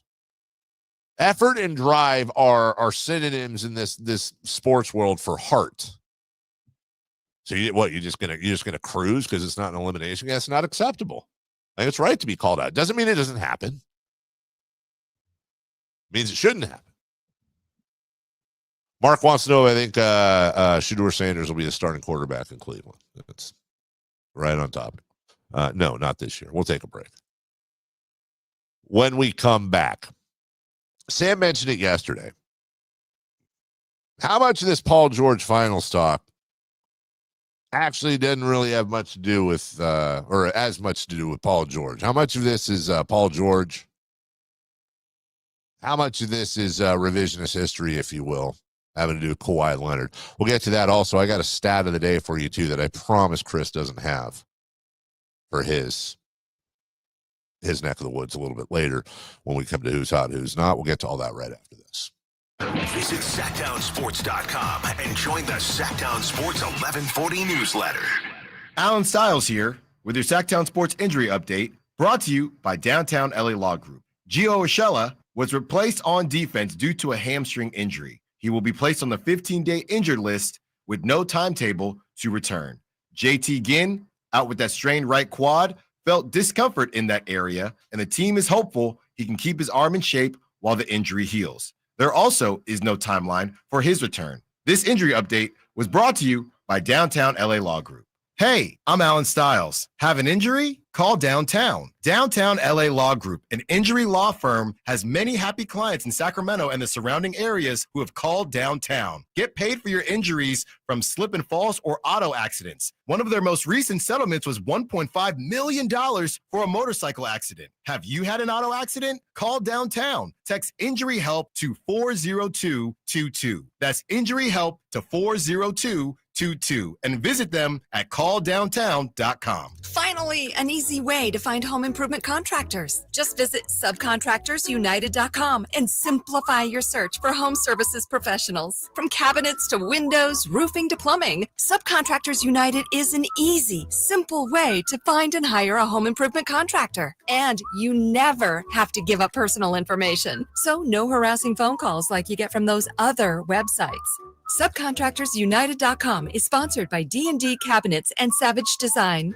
This Memorial Day, don't just make plans, drive them. With Toyota's Summer Starts Here sales event, the road's calling for you, your playlist, and your new ride. Right now, get a low-cost lease on a 2025 RAV4, or shop the industry's best lineup of hybrid SUVs, like the Grand Highlander Hybrid, Land Cruiser, or the Toyota Crown Signia. Toyota's got the ride to match your summer vibe. Hurry into Toyota's Summer Starts Here sales event today. Toyota, let's go places. Offer available through TFS to buyers with premium rated credit. Offers end 6/2/25. Thanks for calling Discover. This is Nia. Hi, Nia. It's Jennifer. Did you know that Discover automatically doubles all the cash back you've earned at the end of your first year? Yeah, I work here. Okay. I was just double checking. Get it? Because Discover automatically doubles all the cash back you've earned at the end of your first year? Oh, you get me, Nia. You could say that I double get you. I guess we've taken it too far. You earn, we match. Discover Cashback Match. See terms at discover.com/creditcard. Watching Clorox cleanup spray dissolve tough grime in the shower feels like... Wait, this really just happened? I'm shocked. Underwear and everything? It feels like being able to zip up your overpacked suitcase on the first try. Smooth. With Clorox, clean feels satisfying. Clean feels good. Use as directed. Hey, Sacramento. Join Alan Stiles and Sacktown Sports Saturday from 11 till 1 in Napa Auto Parts on Greenback Lane in Folsom, and fill your freezer with 20 ribeyes for only $40.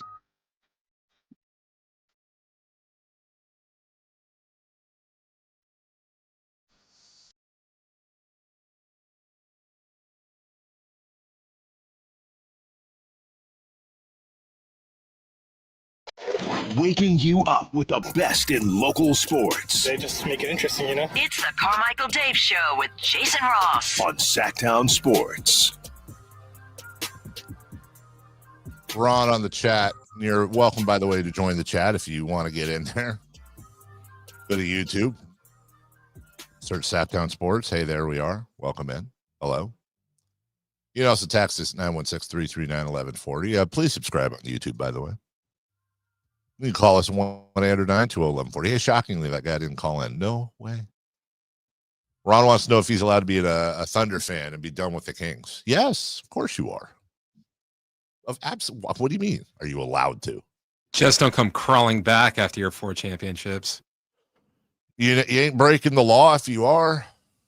If you switch teams, you're not breaking the law. Now, I will tell you, me personally, couldn't do it. Just couldn't do it.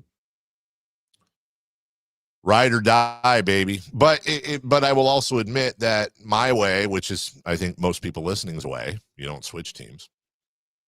It is always an interesting conversation when you get into the philosophy. In no other world would you go to a restaurant and 99 times, well, let's be fair, 97 times out of 100, you go there and you order a cheeseburger and fries. Imagine this way of thinking. You go to this restaurant, you order a cheeseburger and fries, pay your money, and you bite into it, and one day the cheeseburger is ice cold. Like not warm, but it's like literally been in the fridge. The other day, the cheeseburger's passable, but the fries taste like leather. Then another day, you take a bite and there's something, you open up the bun, somebody's spitting there. And on and on and on every time you go back. And then, by the way, sometimes you take a couple bites of the cheeseburger. No, this is how it would work, guys. You don't go to the restaurant for a couple of days, and then you start craving a cheeseburger. And then you start hearing how they just started using new lettuce and tomatoes and a new cut of beef, and you really get excited. And you're like, you know what? This cheeseburger is actually be pretty darn good. And then you go and you take your first bite, and you're like, wow, you know what? I think they figured it out. That's actually a good cheeseburger.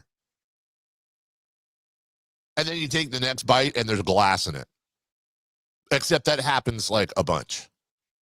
Meanwhile, there's a restaurant right across the street. Pretty much on it all the time. Good burger, good fries, nice chocolate shake. And you go, you look over there, and all these people are they're eating over there, and they're having a good time. Well, is it more expensive? No. Well, what? They're all having a great time. They go there, they get the cheeseburger. It's good. Fries are good. Shake is good. Why do I keep biting into broken glass? And then imagine saying to one of your friends that asked you that question, you go, you know what, man, I'm ride or die for this place. Good or bad, indifferent, doesn't matter. I'm never going to another cheeseburger place. I'm going to Chris Verlaud's Cheeseburger Hut till the day I die, baby. But hold on, there's a Jason Ross restaurant across the street is so much like, look at the Yelp reviews. Nope. I got my Chris Verlaud Hamburger Hut shirt, hat. By the way, I got kids. You know where they're gonna go? Chris Verlaud's Hamburger Hut. Well, why would you? Hold on. It's one thing for you to subject yourself to this. Why would you do the same thing to your kids? Why would you feed them cheeseburgers with broken glass and loogies? That's what I did. Builds character. Because you know what? One day, Chris is going to get the order right.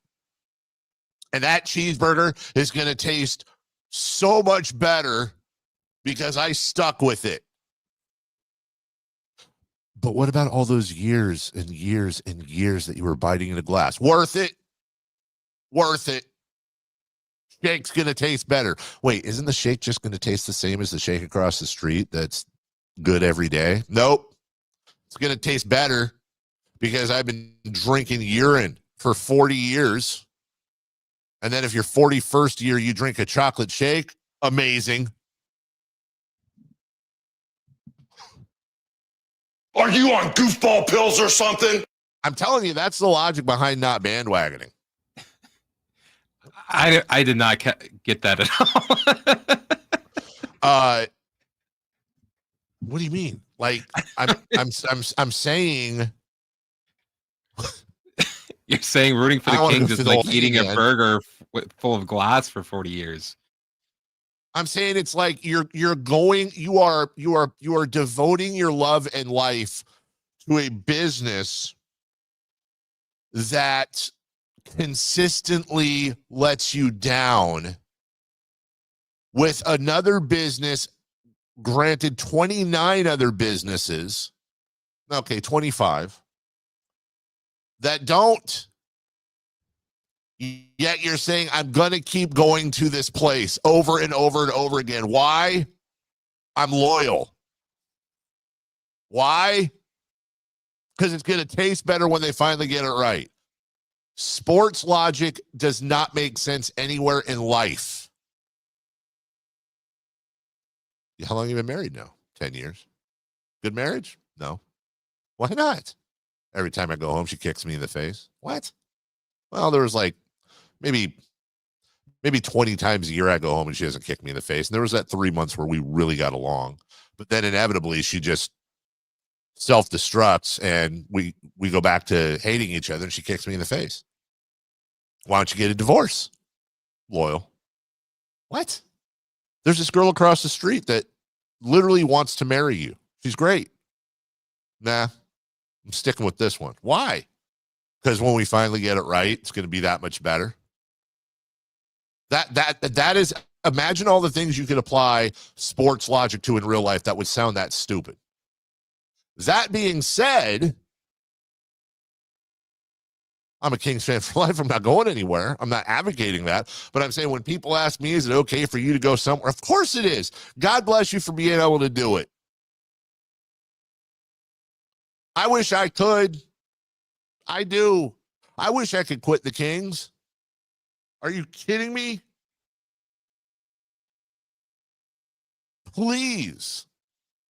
God, give me the strength to walk away from the Sacramento Kings and find another team that doesn't let me down constantly. That's never going to happen. Like the old adage says, when I die, I want to be buried in a Kings logoed coffin so they can let me down one last time. I was supposed to do something else this segment, wasn't I, Chris? We were going to talk about Paul George in the finals. Or Kawhi. Well, Ron's fault. Ron's fault for asking me a question. Ron's fault, not mine. Not my lack of discipline as a host. We'll take a break. When we come back, hey, how about that Paul George thing we were going to do this segment? We'll do that next segment.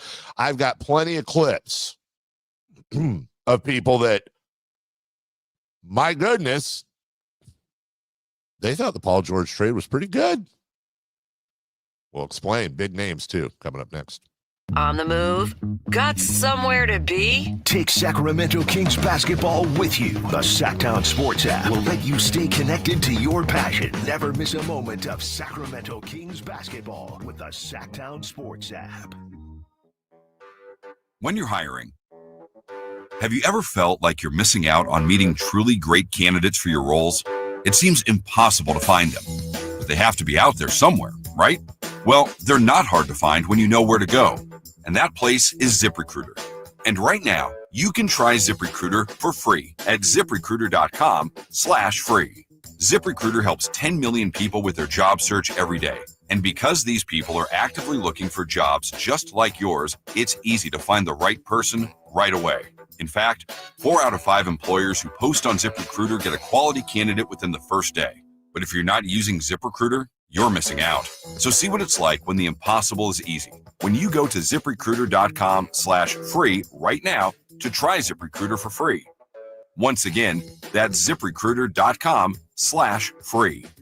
ZipRecruiter.com/free. Never miss out on great candidates with ZipRecruiter. Progressive knows if you have to choose between everyday life and your boat, boat wins. What are you going to do? Take the boat out for a spin or go mail something? Boat wins! Are we cleaning the patio or taking the boat out fishing? Boat wins! Are we skipping that eye exam to go sailing? Boat wins! Rescheduling eye exams can be a nightmare. All right, fine. Eye exam, then boat. Yeah! With Progressive, you can bundle your boat with your home or auto and save with a discount and spend more time enjoying those savings on your boat. Progressive Casualty Insurance Company, affiliates, and other insurers. Not available in all states and situations.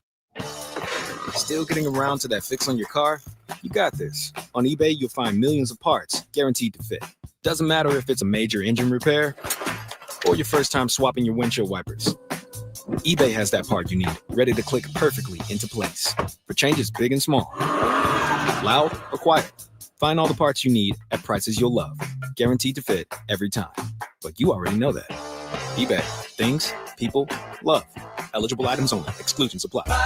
Trey Songz live. All the hits, all in one night. Trey Songz. Friday, June 20th. The venue at Thunder Valley. With special guest Jeremiah. For tickets, visit ThunderValleyResort.com and see the show. Trey Songz, Friday, June 20th, the venue at Thunder Valley. Come check out Capital Casino, Sacramento's #1 poker room with the most variety of table games in the region in a safe and friendly environment. Plenty of well-lit parking available, conveniently located in downtown Sacramento. And remember, Capital Casino has the best food, the best service, and the best action. 411 North 16th Street in downtown Sacramento. For more information, log on to capital-casino.com, and please gamble responsibly. 1-800-GAMBLER.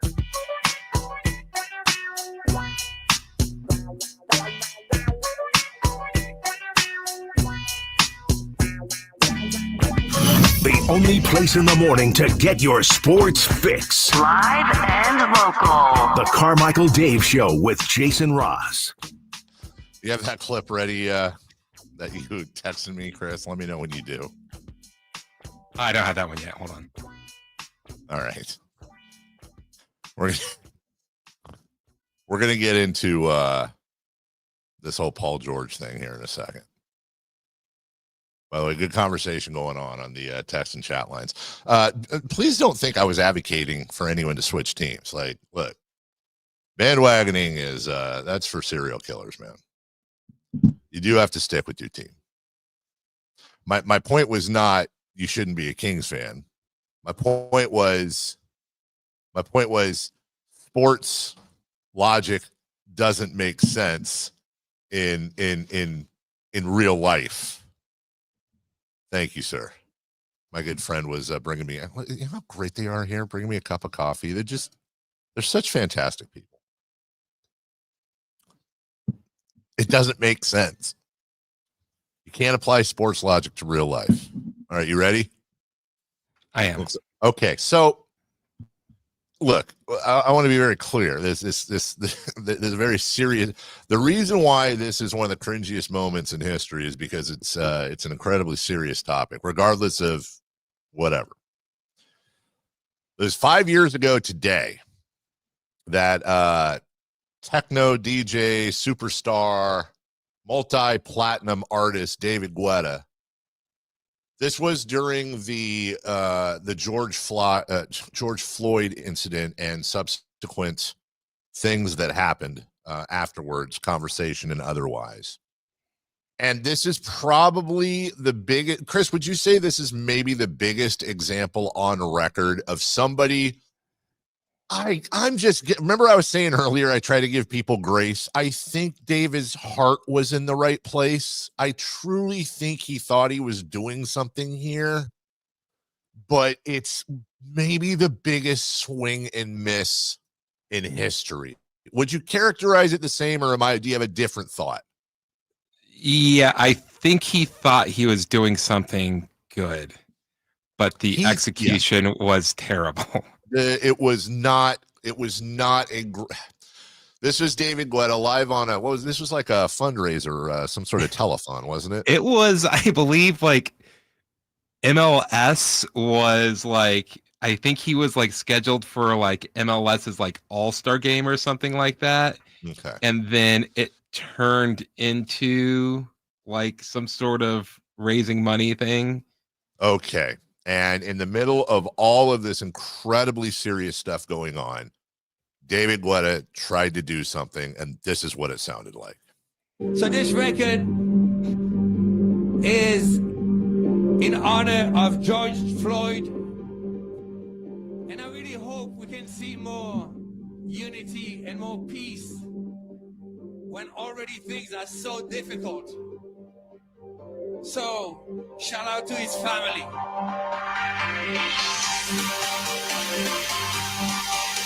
Wait for it. So even though we face the difficulties of today and tomorrow, I still have a dream. It is a dream deeply rooted in the American dream. I have a dream.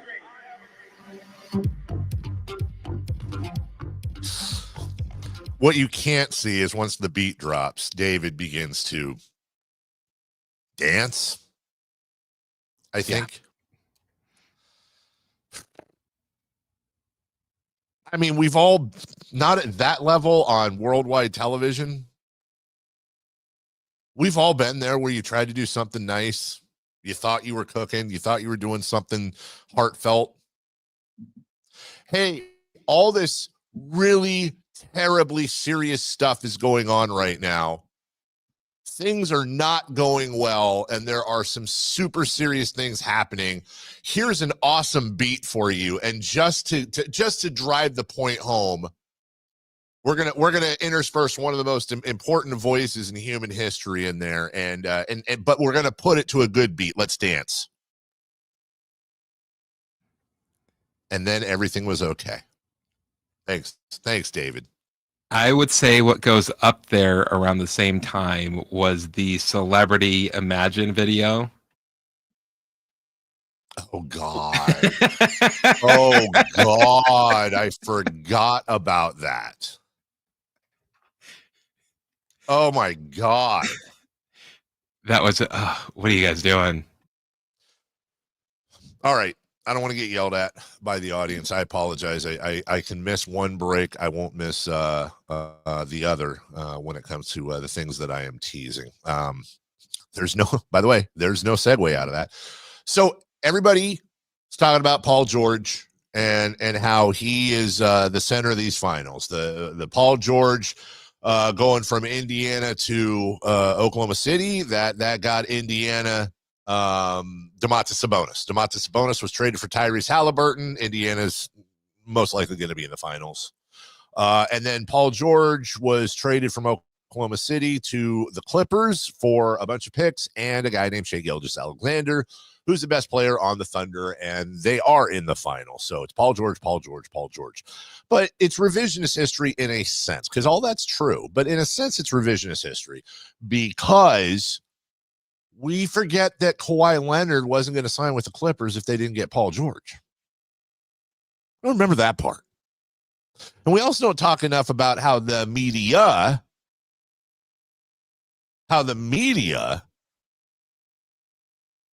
was largely in favor of this trade for the LA Clippers. So there's going to be some familiar voices here that you're going to hear from the media, some familiar voices that were actually very much in favor of this trade. Chris, you have some of the audio. Roll some of that real quick for me, will you? I think we're starting with I Nick. understand the trade haul is unprecedented, but you cannot look at the Clippers gave up that for Paul George. They gave up that for Paul George and Kawhi Leonard. You got the reigning finals MVP and maybe the next best two-way wing in the league, a top 5 player and now also a top 15 player. That's the price of that, both on long-term deals. And before you know it, the Clippers got both of their guys for the future. Brilliant moves by Uncle Dennis. I want to see if I can be a part of the family. He was playing chess. Everyone else was playing checkers. So it's not like it's bare bones there, Linda. There's still a foundation there. And yes, it costs you Shai Gilgeous-Alexander and Danilo Gallinari. And I think when you're getting a player like Kawhi Leonard and Paul George, the picks are worth it. Was they the favorite in the West now? I think you have to give them the edge. I couldn't believe that anybody would come to me with a proposition that would say there's somebody better than the Los Angeles Lakers with LeBron James and Anthony Davis. But the Clippers were clearly a better team this year. And when you talked about them getting Kawhi Leonard, you only thought about him. But if you have Kawhi Leonard with Paul George and you have 2 stars on your team with the Los Angeles Clippers, with the depth that they have, with the coaching staff that they have, with the resources that they have, etc. I can't knock anybody right now who would think that the Clippers might very well be above the Lakers in the pecking order. But right now, no, you can stop that, Chris. I think it's important to understand. We can all sit here and say, and by the way, maybe you, sir, and you, ma'am, felt differently, and you knew right then that was a terrible trade. I honestly can't remember where I came down, but it's a little bit of revisionist history. The media, especially, and dare I say fans especially, were lauding the LA Clippers. You just landed Kawhi Leonard coming off a championship season in his prime from Toronto. You now got Paul George, so you now have 2 of the best, arguably 2 of the top 5 two-way players in the entire game with a pretty decent surrounding cast. And you got all that for some young dude that might be good out of Kentucky and picks, and who cares about the picks because the Clippers were going to go on a title run. So remember yesterday when we were talking about, and this is where it gets a little bit hypocritical, and I don't want to be hypocritical. I'm hypocritical enough. We were talking yesterday about what the Pacers did after they got Tyrese Haliburton, and that's the difference between what they did and what the Kings did. They went out and they took a chance. They traded picks for Pascal Siakam. The Knicks took a chance and traded 5 first-round picks for Mikal Bridges. The Timberwolves traded 4 first-round draft picks for Rudy Gobert, which they probably didn't need to do. The Cleveland Cavaliers traded 4 first-round draft picks for Donovan Mitchell. They all took chances. Sometimes those chances don't work. Work for New York. They're in the Eastern Conference Finals. Siakam worked for Indiana. They're 5 wins away from a championship. Worked for Cleveland. They won 60-plus games this year. Yeah, they fell short. I don't think they'd take that trade back. But we go back and we look, oh, you got one of the best two-way players in the game to pair with Kawhi Leonard? Wow. I'm not saying it was a good deal, obviously. I'm saying let's not go back and forget what happened. Okay, we're going to take a break. I'm about to throw Chris a massive curveball here. I've already texted Sean Cunningham. I've asked him to move to the bottom of the hour, of which you'll probably adjust that. Because when we come back, I'm actually, as I said, I'm in our studios out here in New York, and I'm looking at a suited and sneakered Kevin Nagel, the chairman of the Sac Republic and Huddersfield Town. Now, I don't know how this is going to work because I have one microphone. We have this extreme close-up, which, Chris, you're going to have to take your camera off so that we can at least fit it in. And I'm just probably going to take my headphones off once we start the interview so I can interview him, and then you can just text me when it's time to break. I'm looking at Chris smiling right now, and his smile is the same as when my wife says, I think it's funny when, because I know I'm curveballing. Shut the screen. I want to get this done. So when we come back, we're going to get some updates on the Sac Republic Stadium, the season overall, what's going on with the development downtown. We'll probably mix in a few things about the old English team as well that had a big signing today and a big announcement yesterday. So we'll pause. We'll take a break. We'll come back with Chairman Kevin Nagel next. Live and local. With everything 49ers.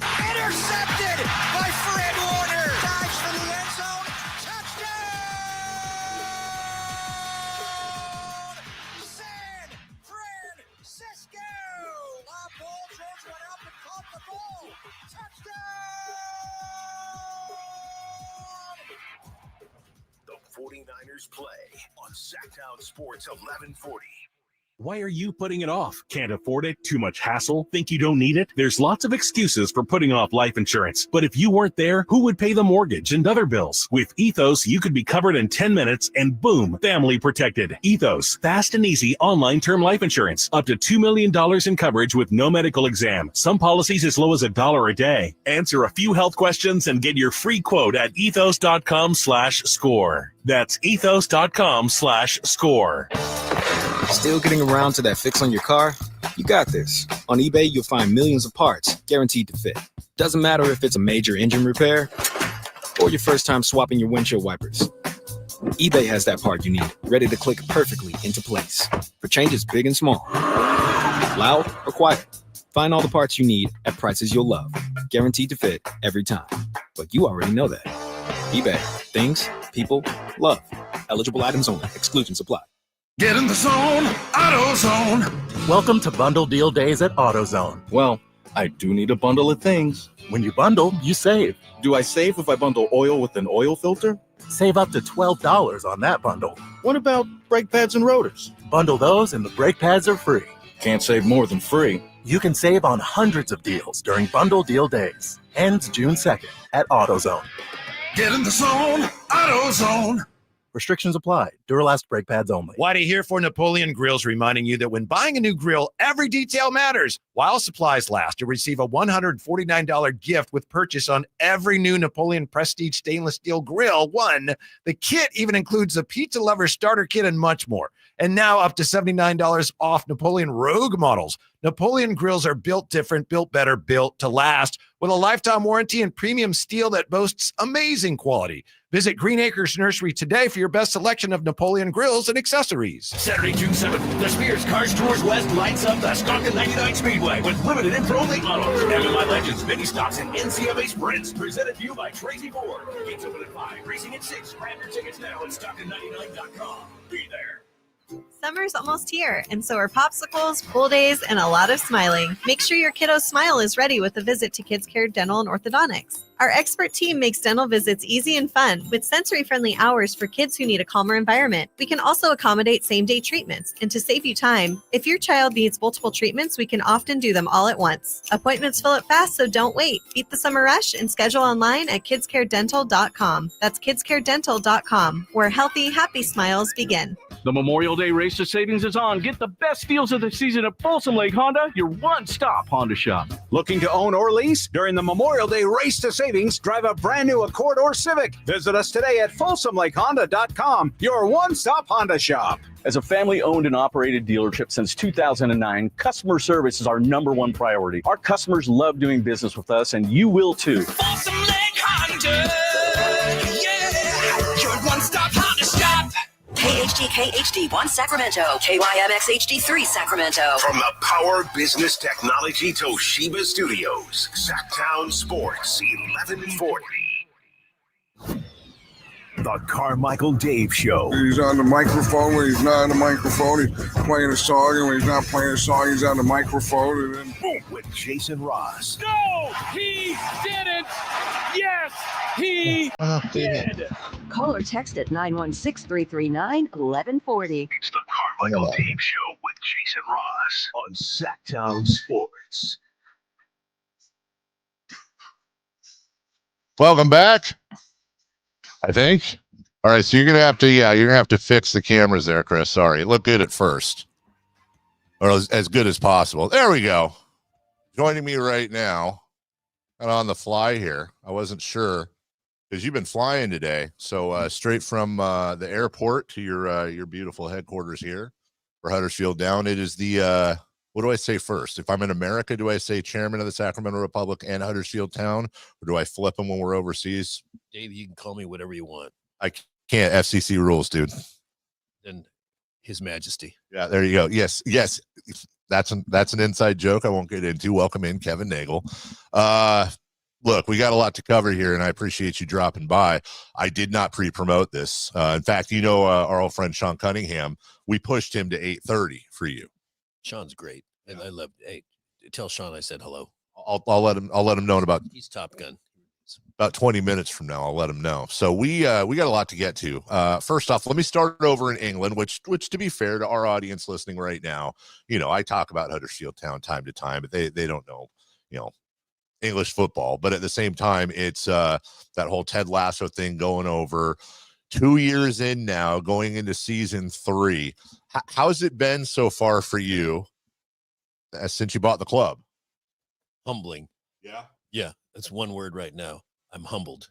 Year one, and just so people understand, in English soccer, there's promotion, there's relegation. You go up a league if you're in the top 3. You go down a league, so it would be the equivalent of the Kings finishing bottom 3 in the NBA, and then going down to the G League for the following year. So year one, relegated from the Championship to League One, and then in League One, stayed in League One going into that next year. I will say this: the people over there are quite passionate. I think we've learned.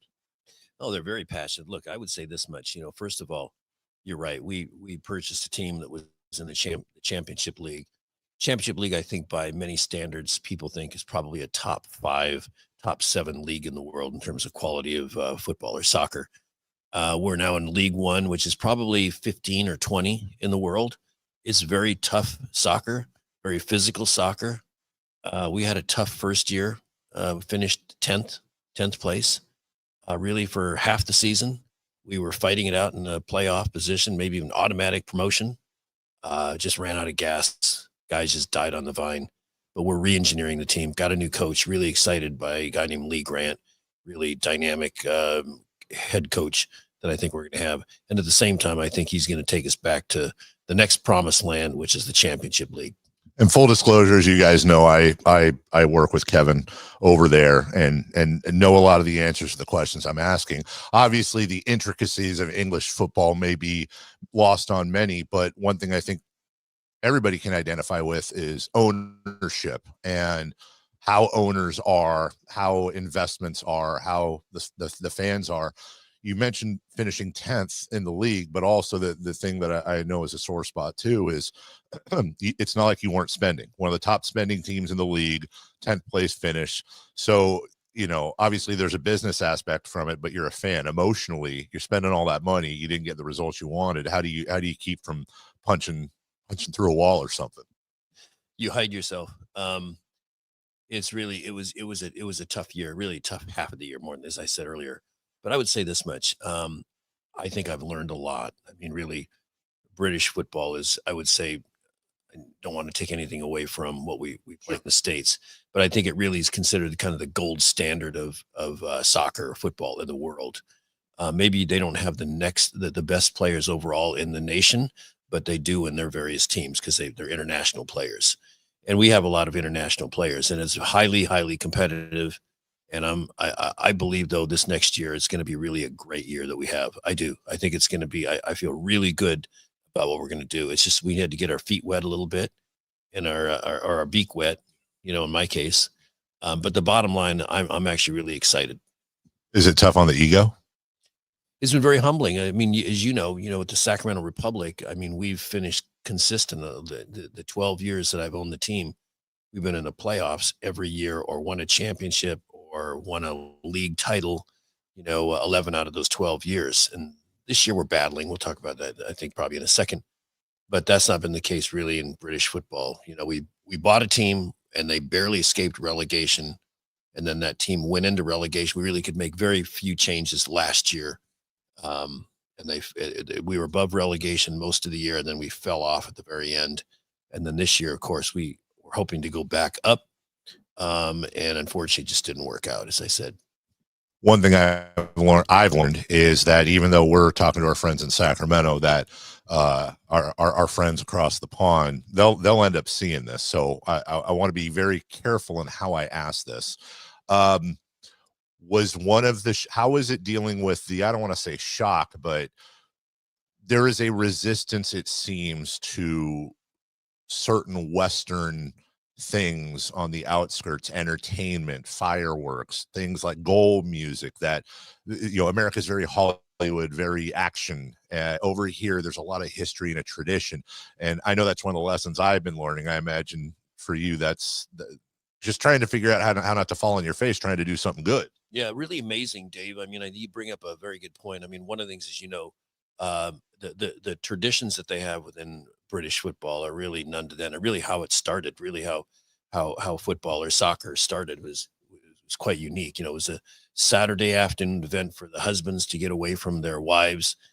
And it was a time for the guys just to kind of hang out and have a pint or two and battle it out. And it turned into what it is today. But some of the traditions that we have in the U.S. are very different. Like, for example, I'll just give you one. You remember this. We wanted to have Fan Appreciation Day, buying gifts for thanking the fans for supporting us this last year. And as you know, they took sort of a dim look at that and eventually said that they didn't want it. And I was sort of personally offended by that because I want to thank them for their support. But I think by and large, they want us to invest mostly in the players and the team and the club. Really a good cause, but not really having a hard time understanding really what Fan Appreciation Day. I think that's one thing. The other thing is fireworks, as you know, which is something that, is sort of American as apple pie. Just entertain, just different stuff like that, but not here. Yeah, it was really interesting. And I mean, there are clubs, as you know, we've been to Man City, Man United, where they do, but some of the clubs want to keep very holistic and very much tradition and not do those types of things. Or when you score, you'd want to make some noise. Really, there's much greater appreciation for fans and supporters, high-fiving and screaming and enjoying their moment, as opposed to, maybe, having, some fireworks go off and jumping up and down and maybe making a little bit of noise. I've come to really respect that a lot. We're talking to the chairman of both Sac Republic and Huddersfield Town, Kevin Nagel, out here in New York. And, it's funny, Kevin, Our friend, your chief operating officer across the pond, David Threlfall Sykes, was visiting America a couple months ago, and he went to he went to Texas with his wife, and he went to a Spurs game. And I talked to him afterwards, and it really was amazing. This is for everybody back home. He said, it's amazing to me the chance of defense and the PA announcer after every basket and the constant music.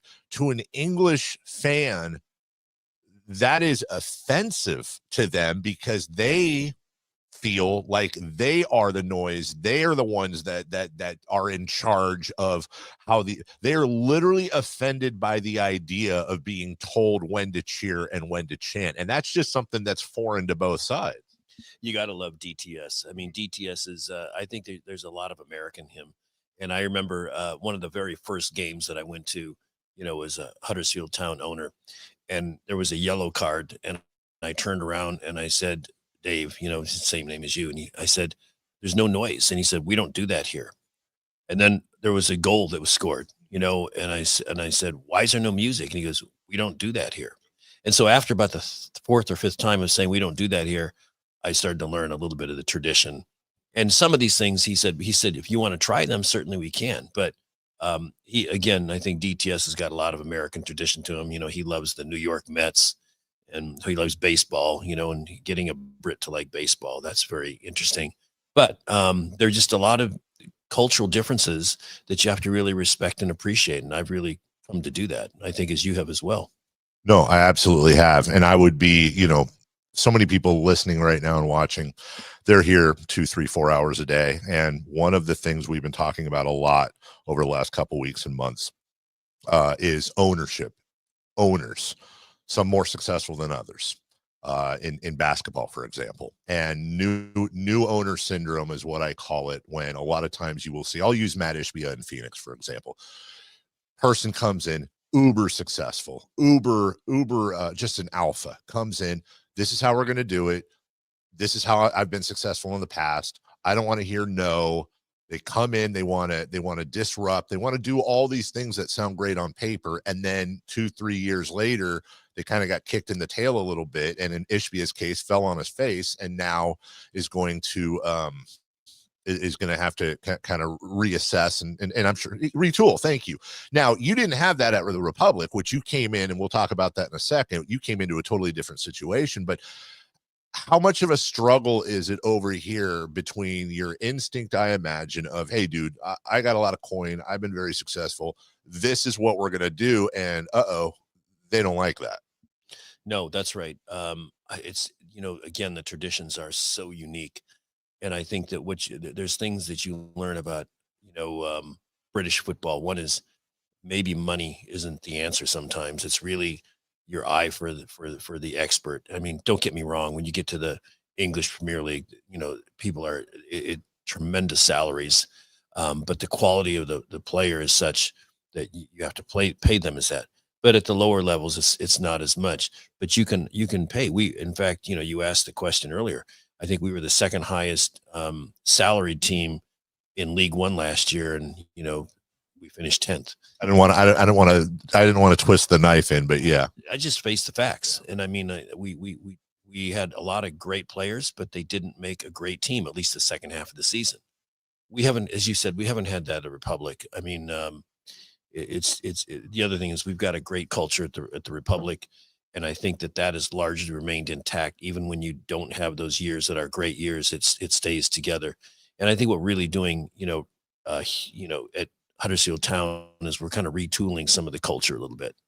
So I'm glad you said retooling, because we've been talking like with the Kings about retooling versus rebuilding and this and that, whatever. When you came into the Republic, we've talked about this publicly. They were weeks away from defaulting on bills they had. They were in financial trouble. There was a lot of work on the ground to do behind the scenes, but on the pitch, they won the title that year. Has it weirdly been sort of flip-flopped where over here the pitch was the issue, but I'm not saying the finances were perfect when you took over, but certainly much more stable than when I think when you took over for Republic, or at least a little more stable.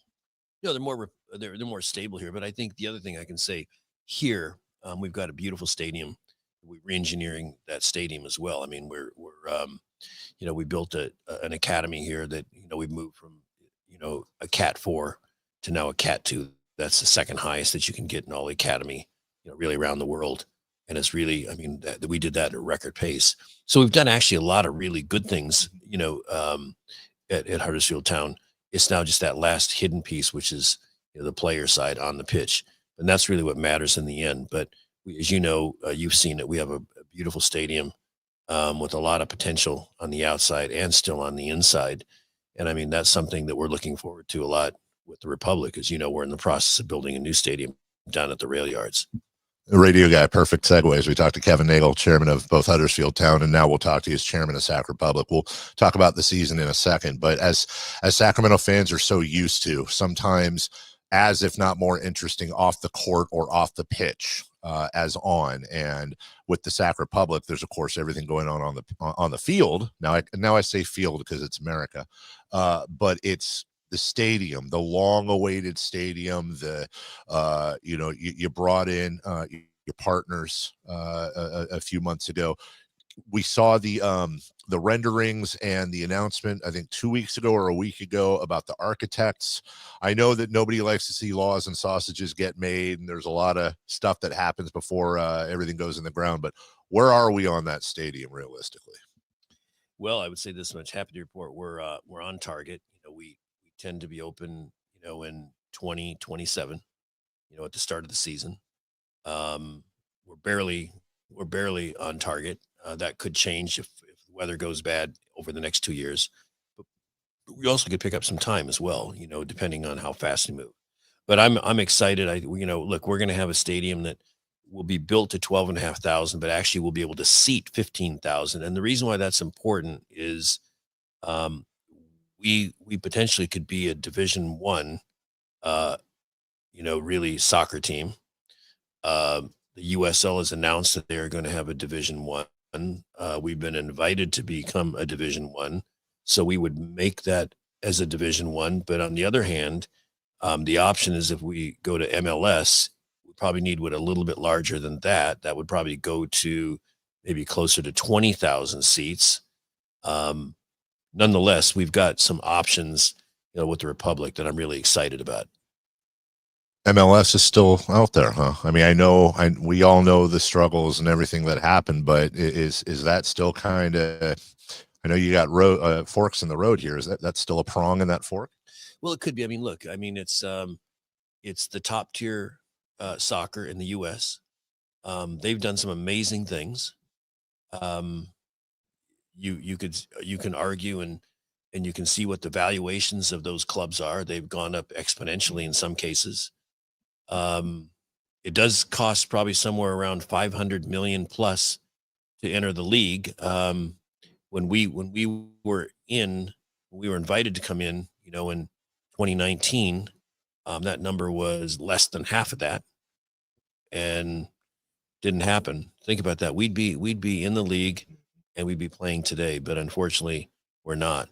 But I do think that the interesting thing about going into the first division of the USL is the relegation and promotion part that has now also become a reality. There was an announcement made, and a very bold move by the league. And I think that, the one reason why there's a lot of excitement about football in America is in football, meaning, British football or German football or, European football is the relegation and promotion part, which we don't have, as you know, in MLS. Talking with Kevin Nagel here. All right, I'm going to go off track and bring. I don't even think we really talk about this off the air, but MLS and all the drama that happened with that, all the potential bitterness that could happen with that, Huddersfield Town, and all the things over the last couple of years that have been a struggle. You've stated publicly that on the Republic, you're tens of millions of dollars in investment. Over here, you've stated publicly you're about that same. Why? Like, legitimately, why are you spending all that money on both teams and flying back and forth to England and doing all the meetings and all that stuff with the SAC Stadium and all the dude, why are you not on an island?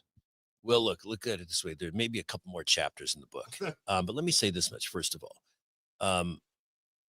Sac Republic is a little bit different. We need our own stadium. That would remedy it all together because we're a tenant to Cal Expo, and we really, that's an area where we absolutely can have no other margin or profits because we're a tenant. We actually pay to play, even though we built most of that stadium. As soon as we move into our new stadium, you're going to talk about other options that you're going to not just have, as many games as we have a year, but we're going to have other sports, enterprises come in. We're going to have, potentially weddings and other types of events, concerts. It just goes on, and we're building it for that as well. So it could be a really cool venue that really becomes really a community asset to Sacramento, not just the home of the Sac Republic. Over at Huddersfield Town, it's a little bit different. They've got a stadium. They've just never used it or monetized it for that. There's 53 acres on the outside that you can use what I would say is a 2.0, much like what we did at the Kings.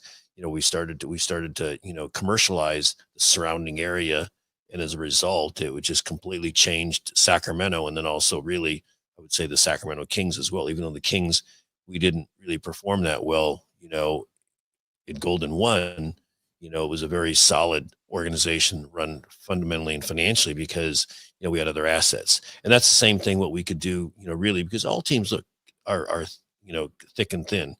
And I mean, even though you were talking a little bit earlier, I think about, the NBA, it seems like there's a lot of haves and have-nots. Look, Phoenix is, as they've been on the top, but, you described that they're not there, and they'll get it figured out. But I think that it's great when organizations are able to balance that part about the sports side and the non-sports side so that in lean years and bad years still financially solvent. But your question is, look, I got a couple chapters left, and both these are going to be right. And I feel right now as we're now moving with the Sacramento Republic that, in less than 2 years, we'll move into a new stadium. They're going to have their own place in history as well. We can look back at it and say we touched that just a little bit, because I think it's going to be a major asset, whether it's Division I, soccer, or whether MLS or another option.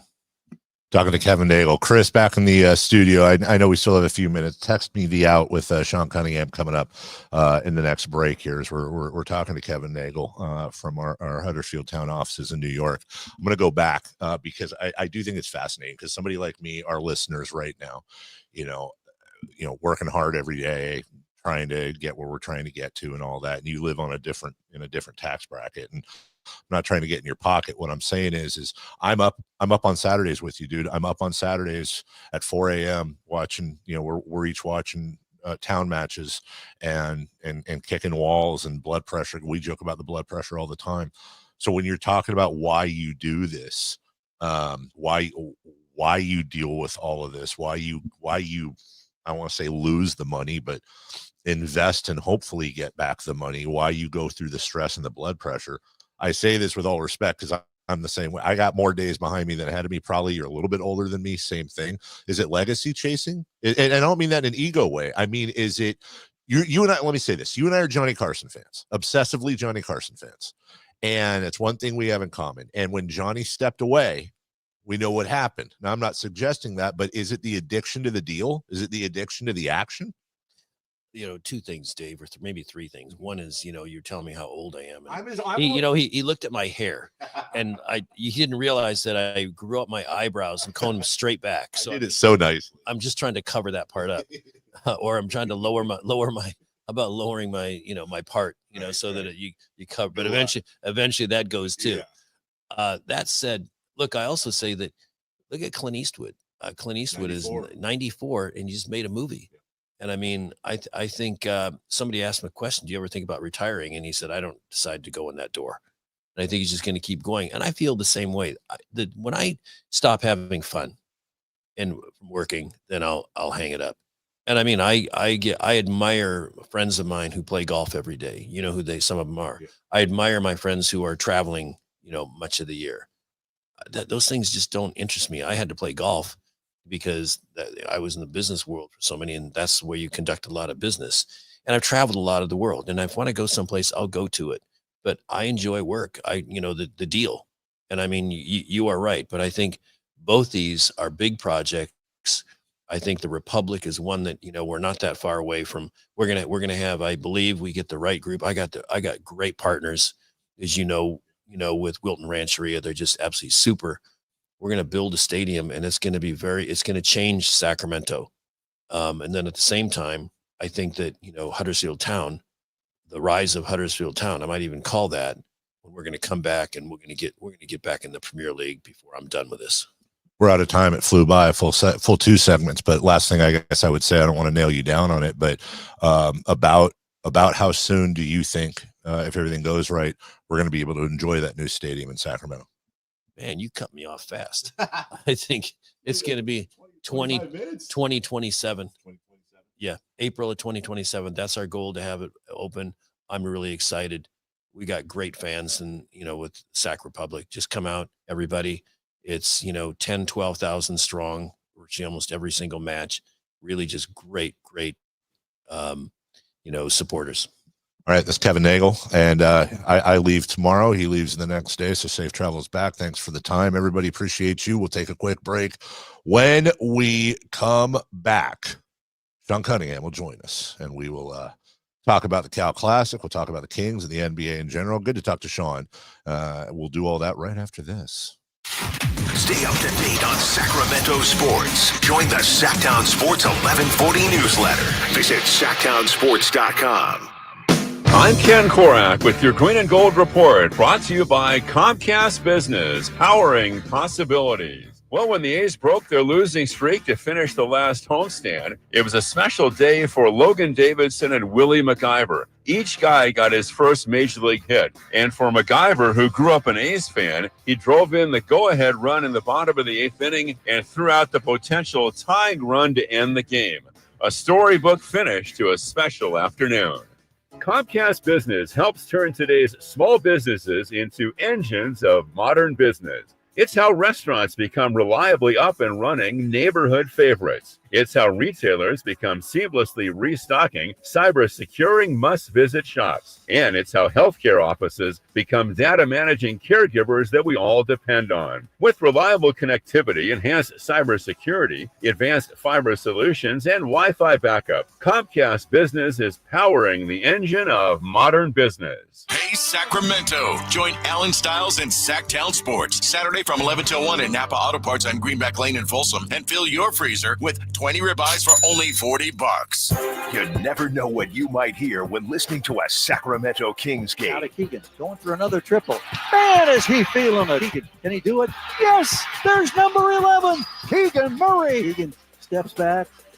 He just knocked down his 12th three-pointer, a Kings franchise record. He's got 45 points. Never miss a moment of Sacramento Kings basketball with Sacktown Sports and the Sacktown Sports app.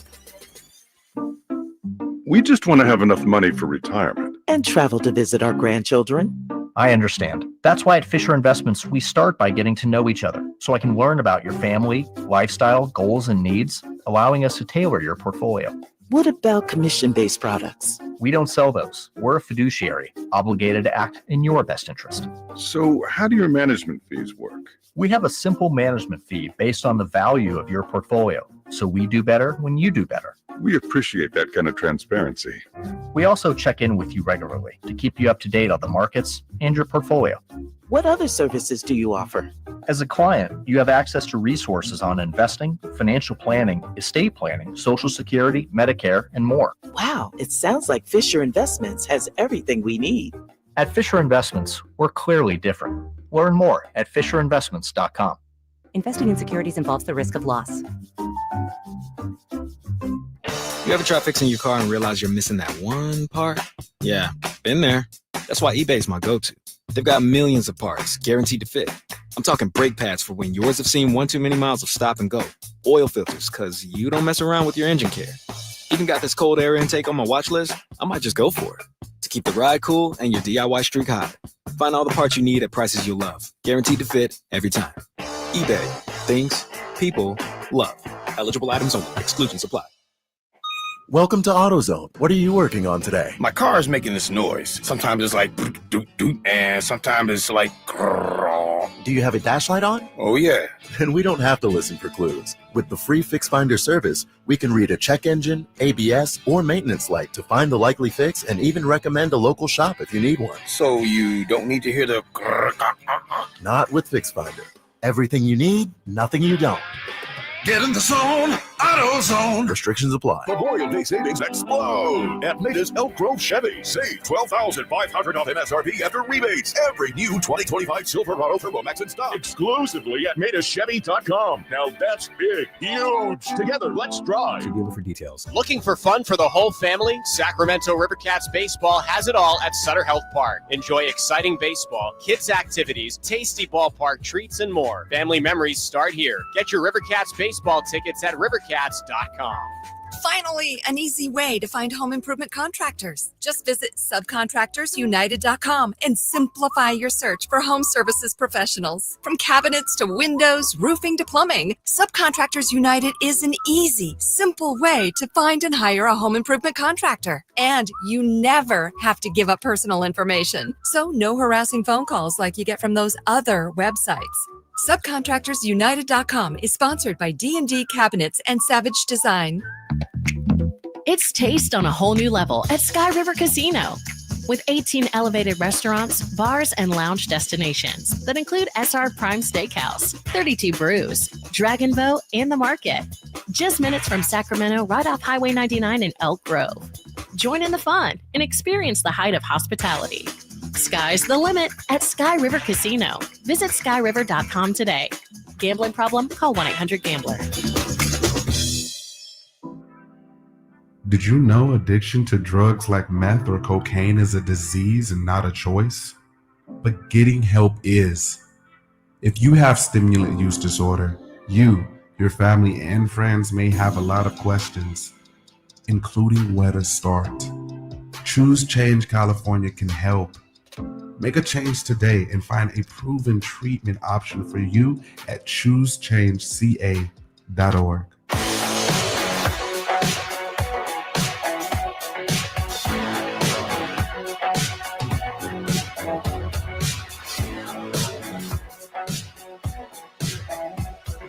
The Carmichael Dave Show with Jason Ross. Call or text at 916-339-1140. On Sacktown Sports.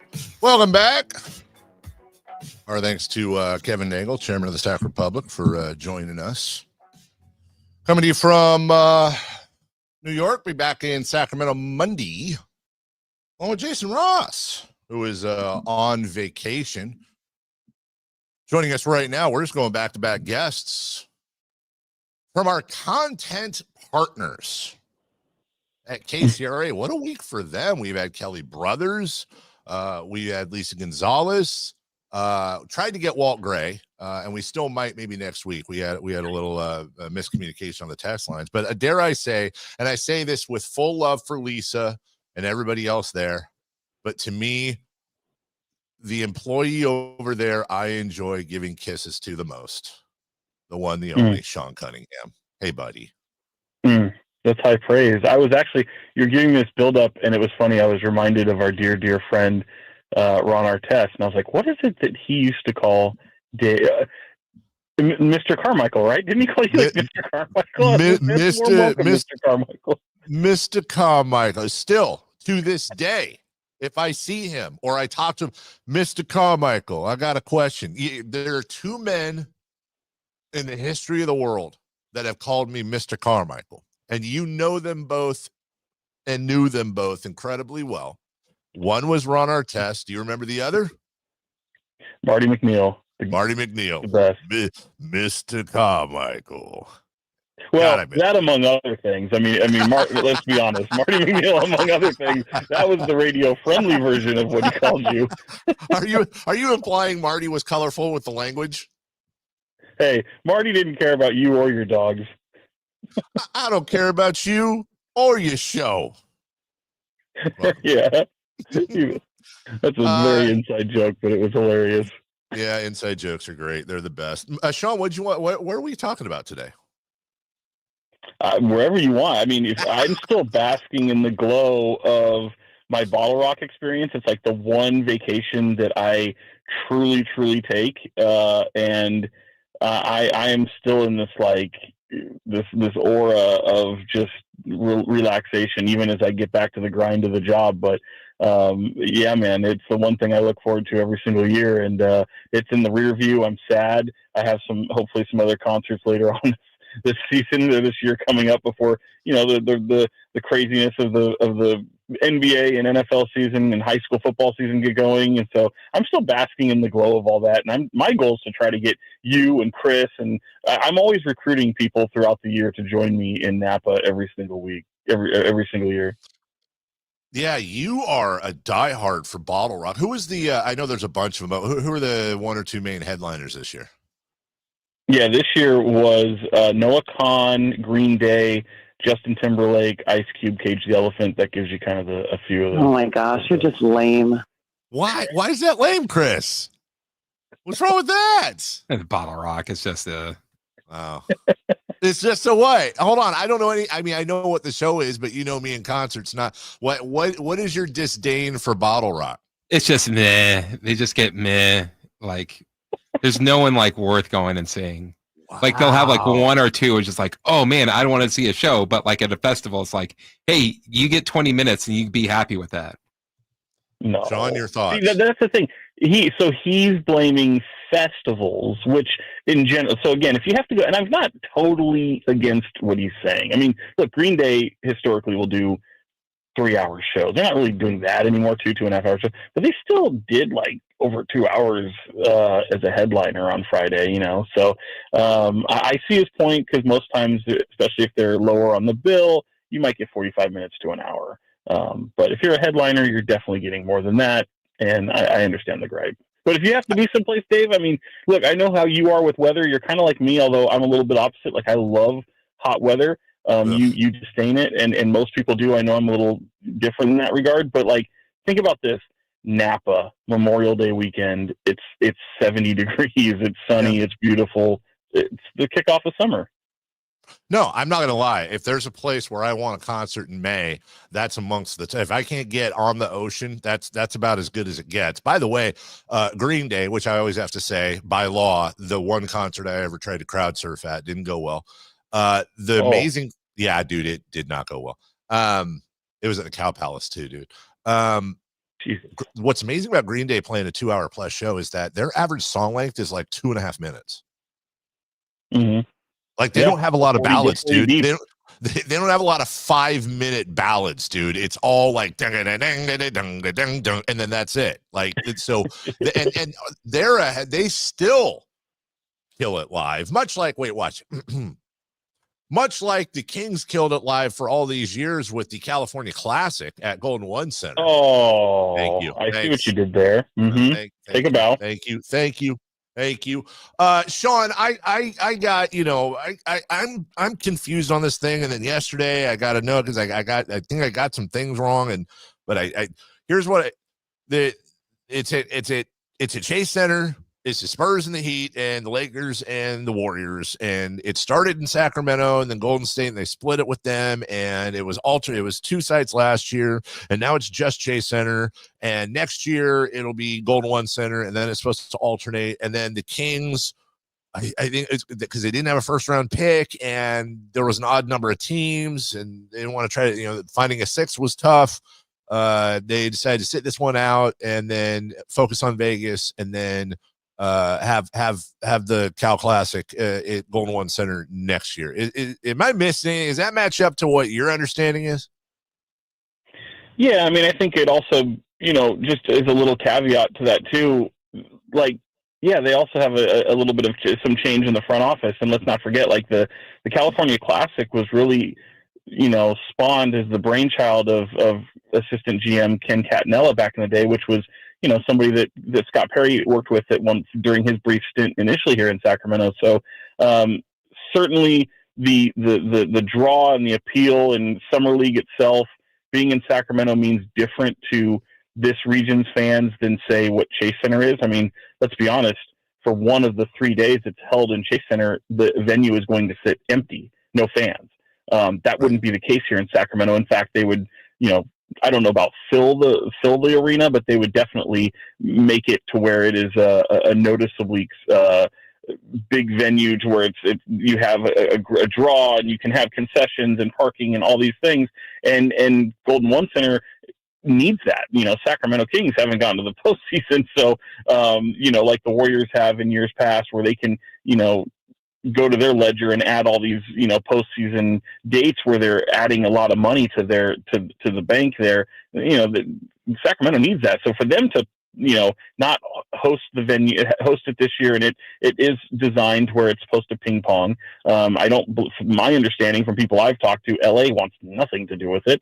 So yeah, it's basically between the Warriors and the Kings, and I think, to me, it makes a lot of sense for that venue to still want it, for them not to be involved in it, especially after last year. And I realize it's a different regime in terms of front office, but they fielded 2 teams in the California Classic last year, which I thought was just kind of crazy. But certainly a doing your due diligence, leave no stone unturned. You go from that to not participating in it this year. To each their own. I understand it might not be the most attractive to this front office that might come in a little bit behind the 8 ball and still trying to get situated and familiar and build staffs and all that kind of stuff. And maybe the California Classic is just too much of a distraction for them. Okay, maybe I get it, but it's just a little odd. I think it's a little bit disappointing, because I know so many fans do look forward to it. I guess, am I being too simplistic? I was saying this yesterday. Am I being too simplistic with saying, like, screw it, then do like the Sacramento Showcase and invite the Trailblazers or the Jazz, do 2 games in 3 days. You got the defending G League champions. You've got 2nd round picks. Fans would show up, makes money, and honestly, I mean, especially for a still new coach and his staff and all that, like I just don't see the harm in extra games. But maybe I'm just being naive and I don't understand how it works. Truly.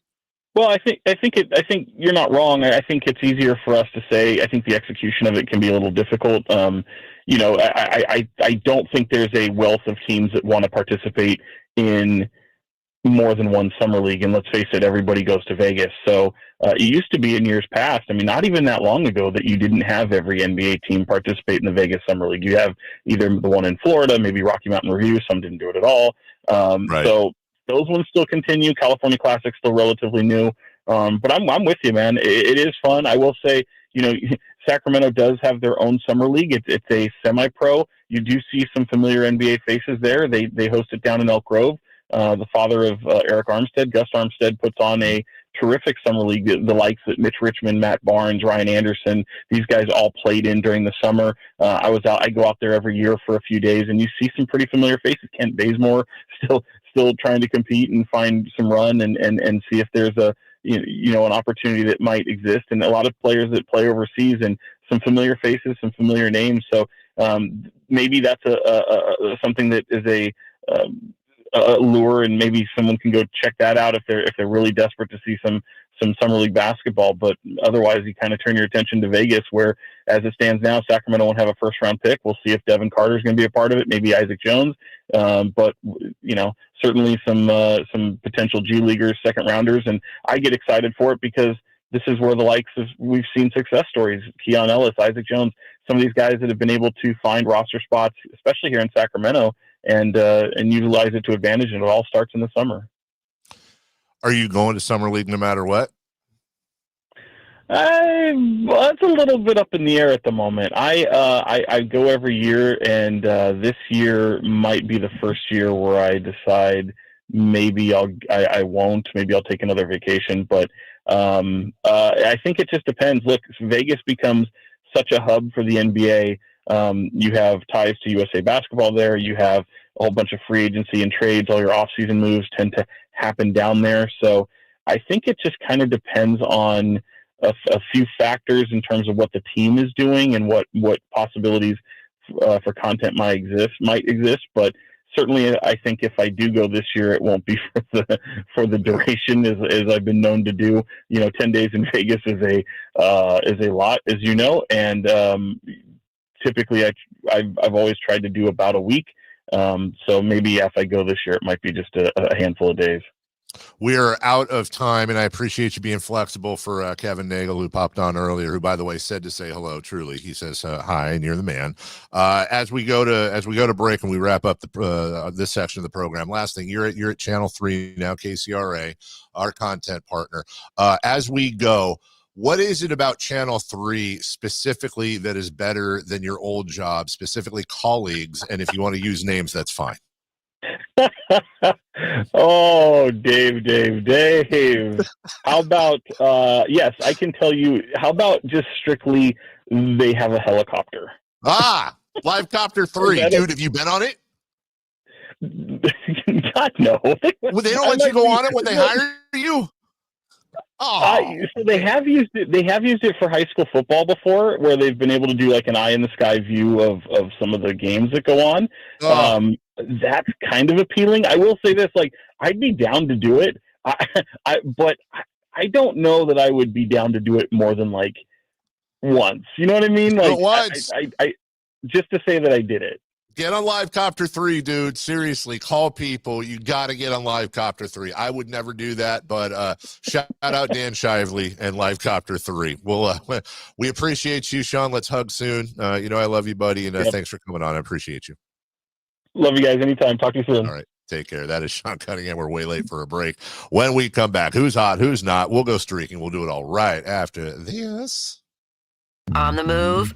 Got somewhere to be? Take Sacramento Kings basketball with you. The Sacktown Sports app will let you stay connected to your passion. Never miss a moment of Sacramento Kings basketball with the Sacktown Sports app. Hello, I'm Frank Cock with Retirement Security Centers with a weekly economic update. In a significant turn of events, the U.S. Court of International Trade has ruled that President Donald Trump's Liberation Day tariffs are illegal, stating he exceeded his authority under the 1977 International Emergency Economic Powers Act. This decision comes after a tumultuous period in the markets. Following the initial tariff announcements in April, the S&P 500 plummeted over 10% in just 2 days, marking the steepest decline since the 2020 pandemic. However, the S&P 500 has rebounded, turning positive for the year as the administration paused some tariff implementations and engaged in trade talks with China, agreed to deals with the UK, and the EU tariffs have been shelved until July 2nd. Analysts caution that while the court ruling provides temporary relief, the potential for future trade tensions remains. Diversification and staying informed are key as the situation evolves. How might this affect you or your family? Please go to frankontheradio.com to schedule an appointment, watch videos, and receive market updates. I'm ready to help you start your journey so you can define your future. Securities and investment advisory services offered through Mosaic Wealth, member FINRA SIPC. Mosaic Wealth is separately owned, and other entities and or marketing names, products, or services referenced here are independent of Mosaic Wealth. I'm still going for it, even with higher stroke risk from atrial fibrillation, an irregular heartbeat not caused by a heart valve problem. Over a 3-year study, Eliquis apixaban tablets reduced stroke risk better than warfarin, and over 97% of Eliquis patients did not experience a stroke. A first stroke occurred in 2.9% of warfarin patients versus 2.3% of Eliquis patients. Don't stop taking prescription Eliquis without asking your doctor. It may increase your stroke risk. Eliquis can cause serious and in rare cases fatal bleeding. Don't take Eliquis if you have an artificial heart valve, abnormal bleeding, or antiphospholipid syndrome. While taking, you may bruise more easily or take longer for bleeding to stop. A spinal injection while on Eliquis increases risk of blood clots, which may cause paralysis, the inability to move. Get medical help right away for unexpected bleeding, unusual bruising, or tingling, numbness, or muscle weakness. Medications such as aspirin products, NSAIDs, SSRIs, SNRIs, and blood thinners may increase bleeding risk. Tell your doctor about all planned medical or dental procedures. Learn more at Eliquis.com or call 1-855-ELIQUIS. I remember as if it were yesterday. I reached down to move a nightstand and was astonished at the weight of the piece. Hi, this is Frank LaRosa with a word about Naturewood Home Furnishings. At that moment, I instantly recognized the difference between Naturewood's quality furniture that will last a lifetime versus lesser quality furniture found elsewhere. Now, I suppose there's a huge difference in what you'd put in your first apartment and what you would live with in the comfort of your own home. Right now, Naturewood Home Furnishings Made in USA sale is a great time to fill your home with solid, superior quality furniture to reflect your own love for life. With brands like Sam Moore, Stanton, Stickley, Hilltop Hickory, Simply Amish, and many more, Naturewood Home Furnishings has tables, chairs, couches, and, yes, nightstands, and more at their Made in USA sale. Find furniture that will be with you forever. Naturewood Home Furnishings, off Highway 50 at Hazel. Look for the water wheel.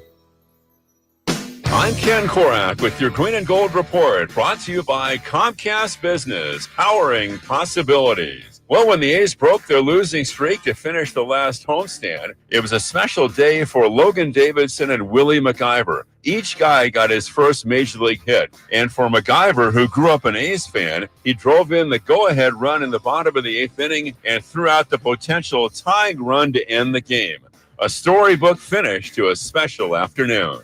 Comcast Business helps turn today's small businesses into engines of modern business. It's how restaurants become reliably up and running neighborhood favorites. It's how retailers become seamlessly restocking, cyber-securing must-visit shops. And it's how healthcare offices become data-managing caregivers that we all depend on. With reliable connectivity, enhanced cybersecurity, advanced fiber solutions, and Wi-Fi backup, Comcast Business is powering the engine of modern business. What's hot? Yeah, hot. Real hot. And what's not? It's not good. Brought to you by American Energy Heating and Air, Sacramento's complete heating and cooling company, and second opinion partner. Who is hot? Who's hot? Can't hear you. You can't hear me? Now I can. Oh, now you can. Okay. The New York Yankees are hot. Ooh. They are on their West Coast swing. They have won 5 in a row. They have won 9 out of their last 10. Second best record in the league. They've got the best run differential too at plus 113. Yeah, they're and I bet you want them to keep winning, don't you? Oh, the Yankees? Yeah. Yeah, totes. Well, you're sounding sarcastic. Why don't you want them to? Why would I want the Yankees to keep winning? Because they're playing the Dodgers today, tomorrow, and Sunday. Oh, great point. Yep. Go Yankees, Yankees, woo. Let's go Yankees. You're the best. Pinstripes forever, baby. Yankees. Yes, and I know that's going to get clipped up. And I just don't care. Because every time it gets clipped up, I'll explain this because they were playing the Dodgers. And yes, I hope they end up beating the hell out of the Dodgers. All right, so they're hot, and hopefully they will stay hot. Who's not? Tyrese Haliburton. You love this. And last night's game 5 and their loss to the New York Knicks to force a game 6 in Indiana in 32 minutes. He only had 8 points, was 2 of 7 from the field and 0 of 2 from the 3. Man. Ugh. Is Tyrese Haliburton, is he washed? Did he let the Knicks just play harder than him? Wow. Well, from the 916, Dave, I'm not sure if you heard, but a Knicks fan paid a witch online to curse the Pacers prior to last night's game. It looks like it worked. Just saying, if you're still down to donate a lock of hair, we can help the Kings. Just saying. Look, I am down on the surface. Like, I'll straight up mail you a lock of hair. And I know we got a streak here, so I'm going to be very quick. When we were on the RV trip and we went to New Orleans, Sean Thomas and I went into a voodoo shop because we wanted to get a voodoo doll that represented Chris Hansen from the guy who was leading the Seattle bid. We wanted to like curse the Seattle bid, right? So we went in, we actually had a conversation with like the priestess or whoever, and she said the problem is if you start using it for harm or for negativity, it can like drag you.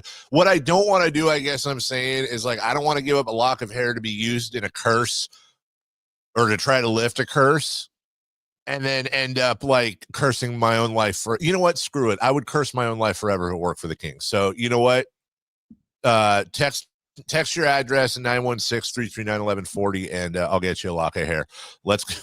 That is a sentence I never thought I'd say before. Let's go streaking, please. It's time to go streaking. We're going streaking! Yeah! Who is the Nostradamus of MLB? Who can keep the streak going? It's time to go streaking. What the hell are you doing? We're streaking! Hey, Chris. Yes, sir. They didn't say where the hair had to come from, did they? You didn't. And we had the hair conversation a little while ago. Mm-hmm. Yeah. Snip, snip. All right. How'd we do? Well, Dave, your streak is currently 0. I'm at 1 with my Jackson Holiday hit yet the other day. And Jason, he's got the longest streak at 2. So, Dave, you and I, we chose Jacob Wilson, the best hitters in the game. Yeah, baby. A's, they got shut out against the Blue Jays. Pretty bad loss. But all we needed was hit. All we needed was a hit. And Jacob Wilson. Boo! You suck! Sorry, it's over. It's over now. It's over. The streak is over. It's over, ladies and gentlemen. From the 916, Dave, don't shave. Don't send the hair. The witch will shrivel your. I'm not going to say that word out loud. I mean, it's not a terrible point. I'm going to be honest. All right. That's and how Jason. Yeah. Jason, he's got the longest hitting streak at 2. He picked Aaron Judge, Mr. Nutbar, and Ronald Acuna Jr. Nutbar. It's not. It's Newt Bar. Dude. Oh, it is? It's not Nut Bar. How did he do? How did Nut Bar do? No, he got a hit for him in the last game. He picked Ronald Acuna Jr. He went 2 for 2, and Jason's streak continues, much like the streaking New York Yankees. Yeah. That sounds like something I would call somebody. Like, stop being. It's like what I would say to Chris. Like, hey, stop being a moron, you nut bar. You nut bar. Yeah, that's going to become some. Hey, Dave, what was that insane analogy you were making about being a Kings fan earlier, you nut bar? No, it's just being a nut bar. You know, the funny thing is half our audience got it, and half our audience was like, dude, that is a great analogy, bro. And then the other half was like, I have no idea what you're talking about, dude, but you need psychologist, whatever. All right, we'll take a break. Hey, who are we? What's coming up next? We're doing some borrowing from one of the shows yesterday. We really appreciate it. What's coming up? Law Murray was on from The Athletic. He was on the afternoon show with Kyle and Jay, and he was talking about some moves that the Kings might possibly be making in this offseason. So that should be a good listen. That's a hell of a first name, Law Murray. That's fantastic. It's going to be a great interview. There's no doubt about that.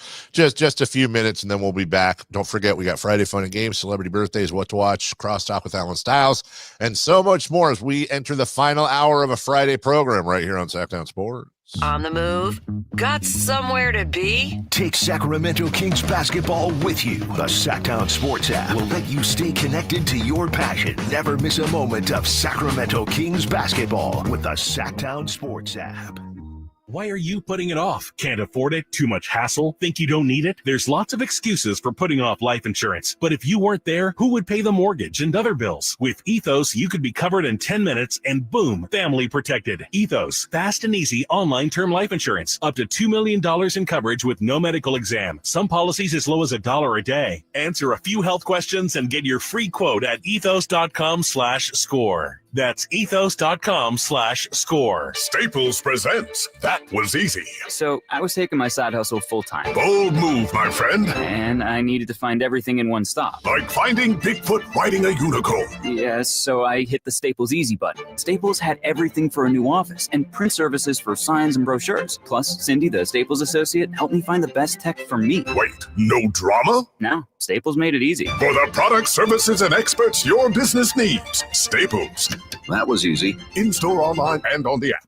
Why choose a Sleep Number smart bed? Can I make my side softer? Can I make my side firmer? Can we sleep cooler? Sleep Number does that. Cools up to 8 times faster and lets you choose your ideal comfort on either side. Your Sleep Number setting. It's the Sleep Number Everything Smart Bed sale. Every smart bed and base are on sale during our Memorial Day event. Up to 50% off, plus free home delivery. Limited time. Exclusively the Sleep Number store near you. Learn more at sleepnumber.com. Hey, it's Carmichael Dave here for American Energy, and oh my goodness, I'm born and raised here. I know it gets hot, but my goodness, we're already seeing 100-degree days. Listen to me. You do not want your system to conk out in the middle of June or July or August with one of those big 100-degree stretches. You want to make sure you're good all summer long. And my friends at American Energy Heating and Air can do that with a $24.50 tune-up right now. That's half price. And if you need a new system, $3,500 off, up to $3,500 off in rebates for qualified systems. They've been around since 1981, serving the greater Sacramento area. A+ with the Better Business Bureau. Call them right now, 916-520-9990. That's 916-520-9990. Jingle Singers, take it away. Call 916-520-9990 now. Get ready for a summer of music, comedy, and thrills with the Sacktown Sports Live events calendar. Kick it off with punk legends The Damned at Ace of Spades May 31st. Then laugh it up with comedian Kathleen Madigan at Hard Rock Live Sacramento June 7th. Country fans, mark your calendars. Whitey Morgan and the 78s roll into town June 19th, followed by jam-packed June 21st. Painted Love is at Ace of Spades. Lee Bryce and Walker Hayes are at Ironstone Amphitheater, and Penn and Teller are at Thunder Valley. Then it's 3 days of music and wine at the Country Summer Music Festival, June 27th through the 29th at the Sonoma County Fairgrounds. Don't miss the tradition and thrills of the Folsom Pro Rodeo July 3rd through 5th, followed by country superstar Cody Johnson at Golden One Center July 18th. August brings legends. Catch Rick Springfield August 1st and Parker McCollum at the Ironstone Amphitheater June 16th. Grab your tickets now and don't miss a beat. Only with Sacktown Sports.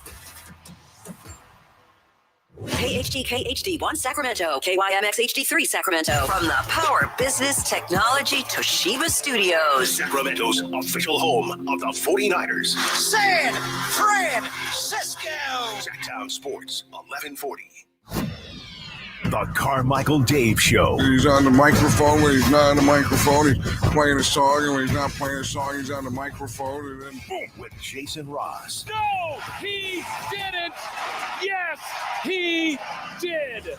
Call or text at 916-339-1140. It's the Carmichael Dave Show with Jason Ross on Sacktown Sports.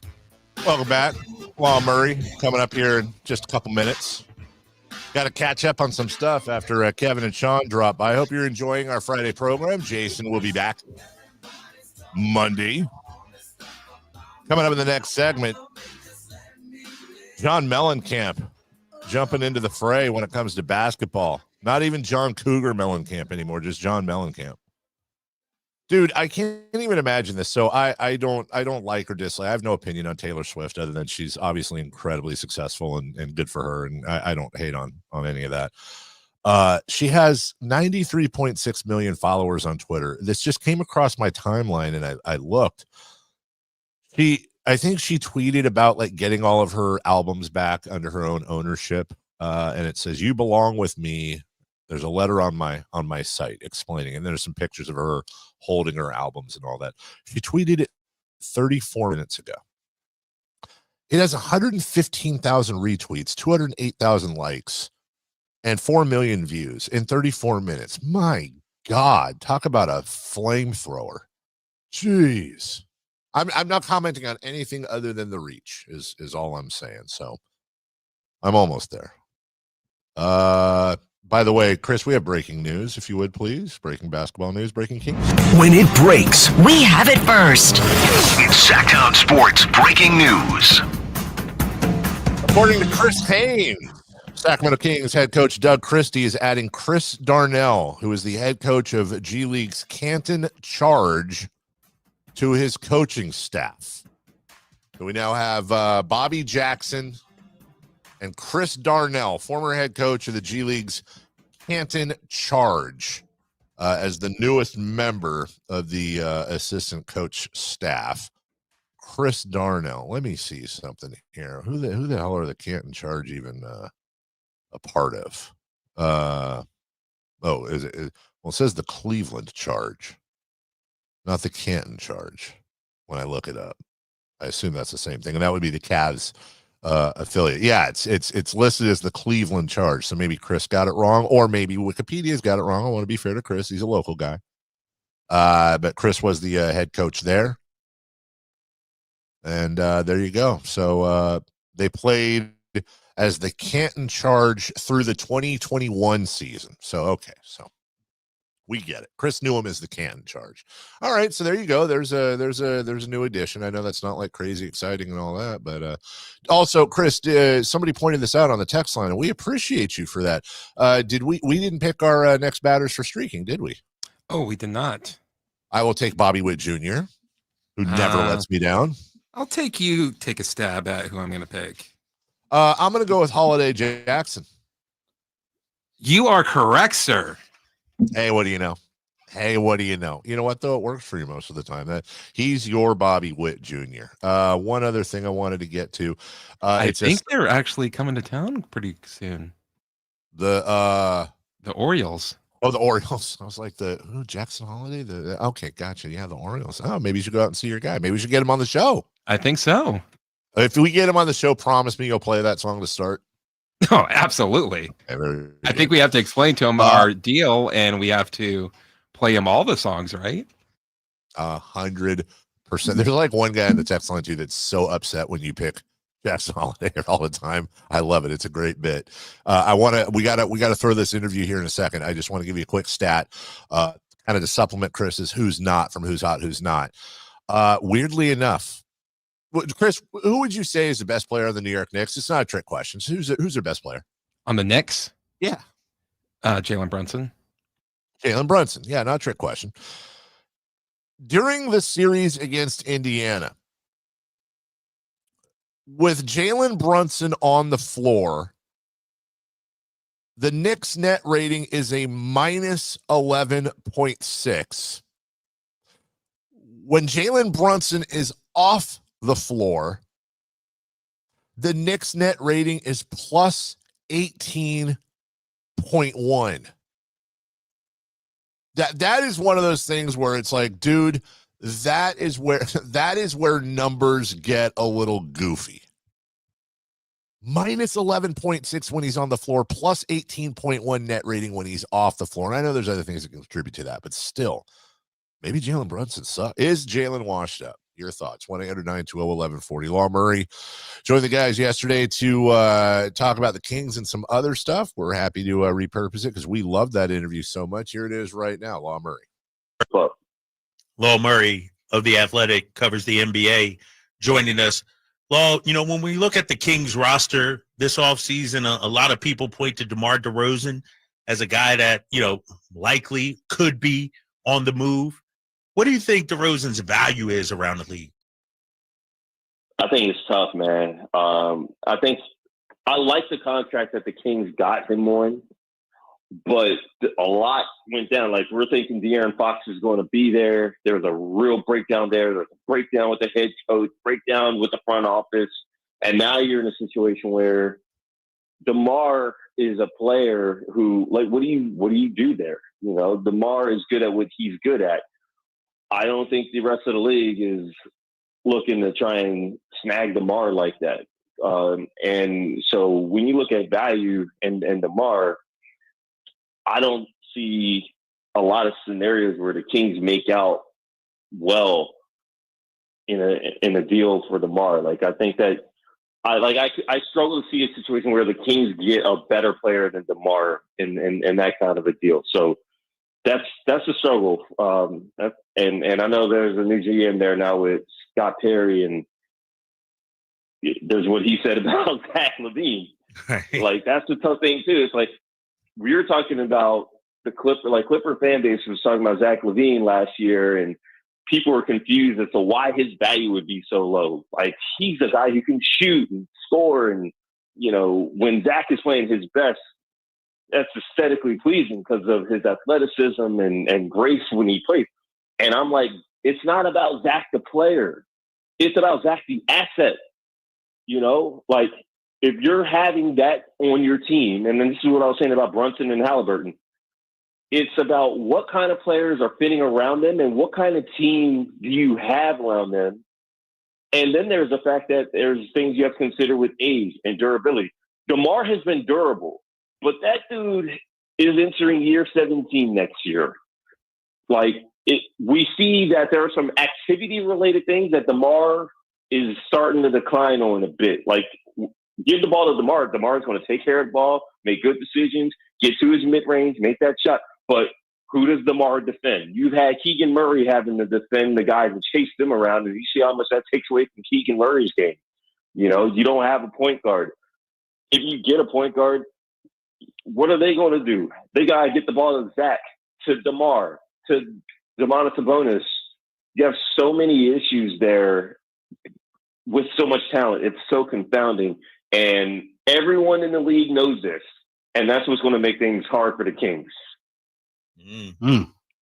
Law, last one for me, joined by Law Murray of The Athletic. I want to stay there and kind of compare. We're talking about DeMar's value.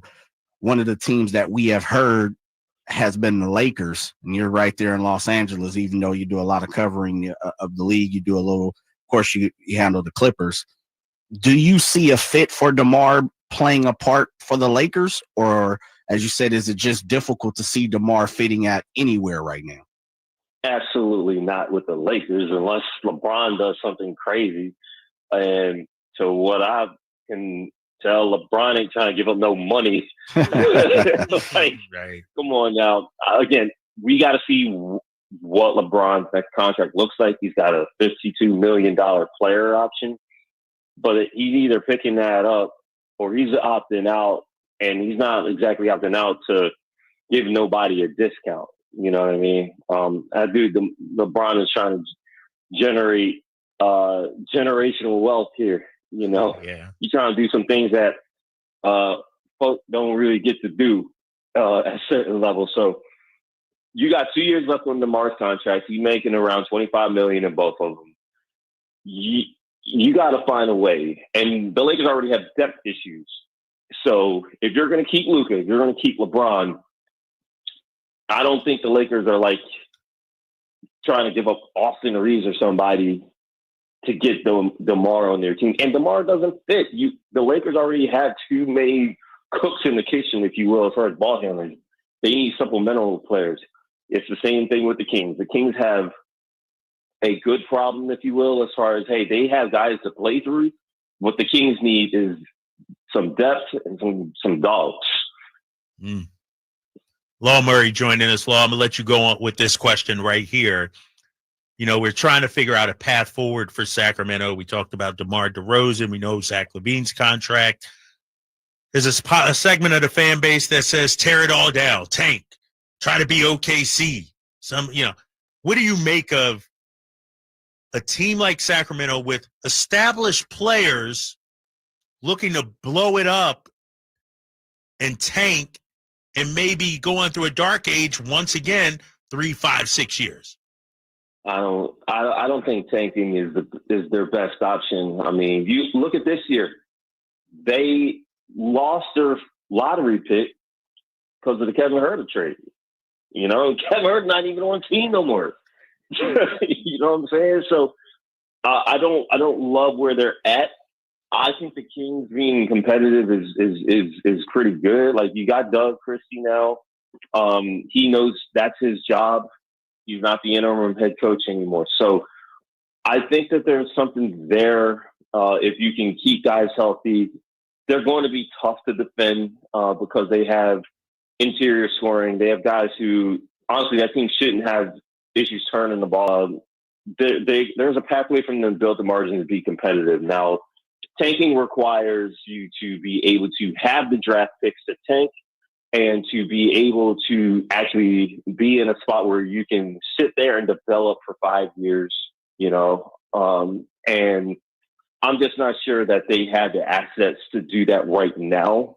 They're going to have to get really creative, and I just don't think they're set up to do that. Also, you have to draft really well, and I think the Kings have had decent draft picks, but then keeping those guys has been an issue. So I don't see tanking in their future right now, especially with some of the guys on that team. Law Murray. You never know what you might hear when listening to a Sacramento Kings game. Out of Keegan, going for another triple. Man, is he feeling it. Keegan, can he do it? Yes, there's number 11, Keegan Murray. Keegan steps back. He just knocked down his 12th three-pointer, a Kings franchise record. He's got 45 points. Never miss a moment of Sacramento Kings basketball with Sacktown Sports and the Sacktown Sports app. The Memorial Day Race to Savings is on. Get the best deals of the season at Folsom Lake Honda, your one-stop Honda shop. Looking to own or lease? During the Memorial Day Race to Savings, drive a brand new Accord or Civic. Visit us today at FolsomLakeHonda.com, your one-stop Honda shop. As a family-owned and operated dealership since 2009, customer service is our number one priority. Our customers love doing business with us, and you will too. Folsom Lake Honda. Yeah, your one-stop Honda shop. Water. It's more than just a word. It's morning routines, backyard memories, and everything in between. At Roseville Environmental Utilities, we're not just managing water, we're protecting it. Smart planning, conservation, innovation. We make every drop count for today and tomorrow. Let's keep the promise together. Find out how you can help at roseville.ca.us/water promise. Roseville Environmental Utilities. Water. It's not just a word. It's our promise.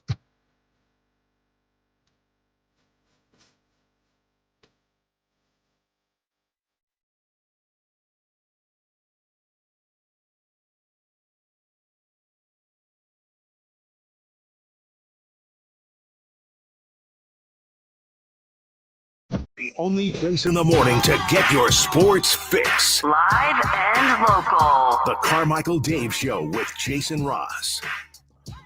Welcome back. Thanks to the Drive guys for doing the work on that. Thanks to Law Murray as well. Coming up in the next segment, what to watch. We'll do a little crosstalk, celebrity birthdays, and then get to Friday Fun and Games. I saw this about a half an hour ago, and I want to do a little bit of a preamble, okay? Because I like I'm sure many, if not most, if not it should be all, take stuff like this incredibly seriously. And I want to be careful. I want to be very careful, and I want to be responsible about this. But the Daily Mail, along with a couple of other papers overseas, have picked this up. I've read it. I'm just going to read it.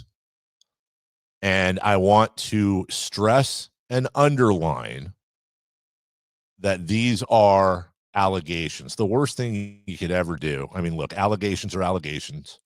Everybody has a right to, the system and all of that. But I always get very nervous here. But it's gonna, if it hasn't already, it's gonna make it a crossover here, and some of you may have already heard about this. According to the Daily Mail, Zion Williamson of the New Orleans Pelicans has been accused of rape and physical abuse in Los Angeles by a Jane Doe claiming to be his former girlfriend. This is according to a lawsuit obtained by the Daily Mail. In addition to two specific rape allegations, the Pelicans power forward is accused of I'm obviously reading here, I'm quoting the article, a continuing pattern of abusive, controlling, and threatening behavior towards the plaintiff as detailed in the filing provided to the Daily Mail by Jane Doe's attorney. The attorney says, quote, "We and our client do not want to litigate this case in the press." And that's from the Lanier Law Firm, as Sam Taylor is the attorney. However, I will say this is a very serious case as reflected in the complaint filed in LA County. Our client looks forward to her day in court before a jury of her peers to obtain justice in this matter. The Daily Mail has also reached out to Zion's agent for a comment. According to the filing, Jane Doe and Zion began dating around 2018 when he was attending Duke. They allegedly remained together through June of 2023 when he was playing for the Pelicans. The plaintiff claims Williamson abused, controlled, and threatened her throughout the relationship, adding that the abuse was sexual, physical, emotional, and financial in nature. In some cases, according to the suit, Williamson would choke or smother her, causing her to reasonably fear for her life. He's also accused of threatening her life and the lives of her family. So look, obviously incredibly serious allegations against Zion Williamson. His agent has been reached out to. I have not seen a comment yet. I would say this: anyone could file a lawsuit. Anybody can make an allegation. Zion Williamson has every right to the justice system and to defending himself, of which he has not yet. Again, I want to be as responsible as possible here, guys, but those are incredibly serious allegations. And obviously, we will, we'll continue to follow that as it goes and as it develops. And I don't have a good segue out of that. There is no good segue out of that. So forgive me. Let me go back to thanking our afternoon folks for doing that interview, and thanks to Law Murray for the info. I want to pick up on a couple of things on our text line real quick. From the 916, referring to the Drive guys. Yesterday's show was hilarious, Dave. The Drive guys were acting like all the stuff that happened to the Kings last year was like natural disasters, like they were victims of, when I kindly pointed out to them that it was actually we burned our own house down. And I think I saw Russ on the chat somewhere. Let's just say, I'm not going to say what he said, but let's just say pointing out the differences between Kyle Draper's take on the Kings and how we got here, and actually, to be more specific, where here is, and mine. Now, the easiest thing in the world for me to do, guys, would be to say, "Ha, that's right, we tell the truth on this show." They're obfuscating. They're looking away. No, I'm not going to do that. Look, whatever Kyle's view is on the team, Kyle Draper travels with the team. Kyle Draper is around the team. Kyle Draper has more access to the team. Kyle Draper talks to the players. He talks to the coaches. He is incredibly more embedded with the team than I am. I cover them from, I talk to who I talk to, but Kyle is, like Mark, like Katie, like G-Man, they see things and have conversations that I don't have. Kyle Draper has earned every right in the world to have his opinion on the Kings. Are we in that bad of a situation? Or whose fault it is? Whatever it may be. Kyle has earned that right. Whitey is, when you talk about trenches, down in the trenches, Whitey dug a lot of those trenches. He's been here forever. Whitey is like 97 years old and has been in Sacramento radio since, remember, in 7th grade, he was my interview of people you admire. So that's how old he is. And by the way, can I just say this? I don't even know really what, for example, Kyle's takes exactly are, so I don't want to be dumb and misquote him. But let's just say, for example, that Kyle were to disagree with everything I say on this radio show every day, and then vice versa, that would mean I disagree with him. You know what? I think that's part of what makes a good radio station. You need to have different points of view. Because there's also people that text the show and that tweet at me saying, "God, dude, just stop. It's not that bad.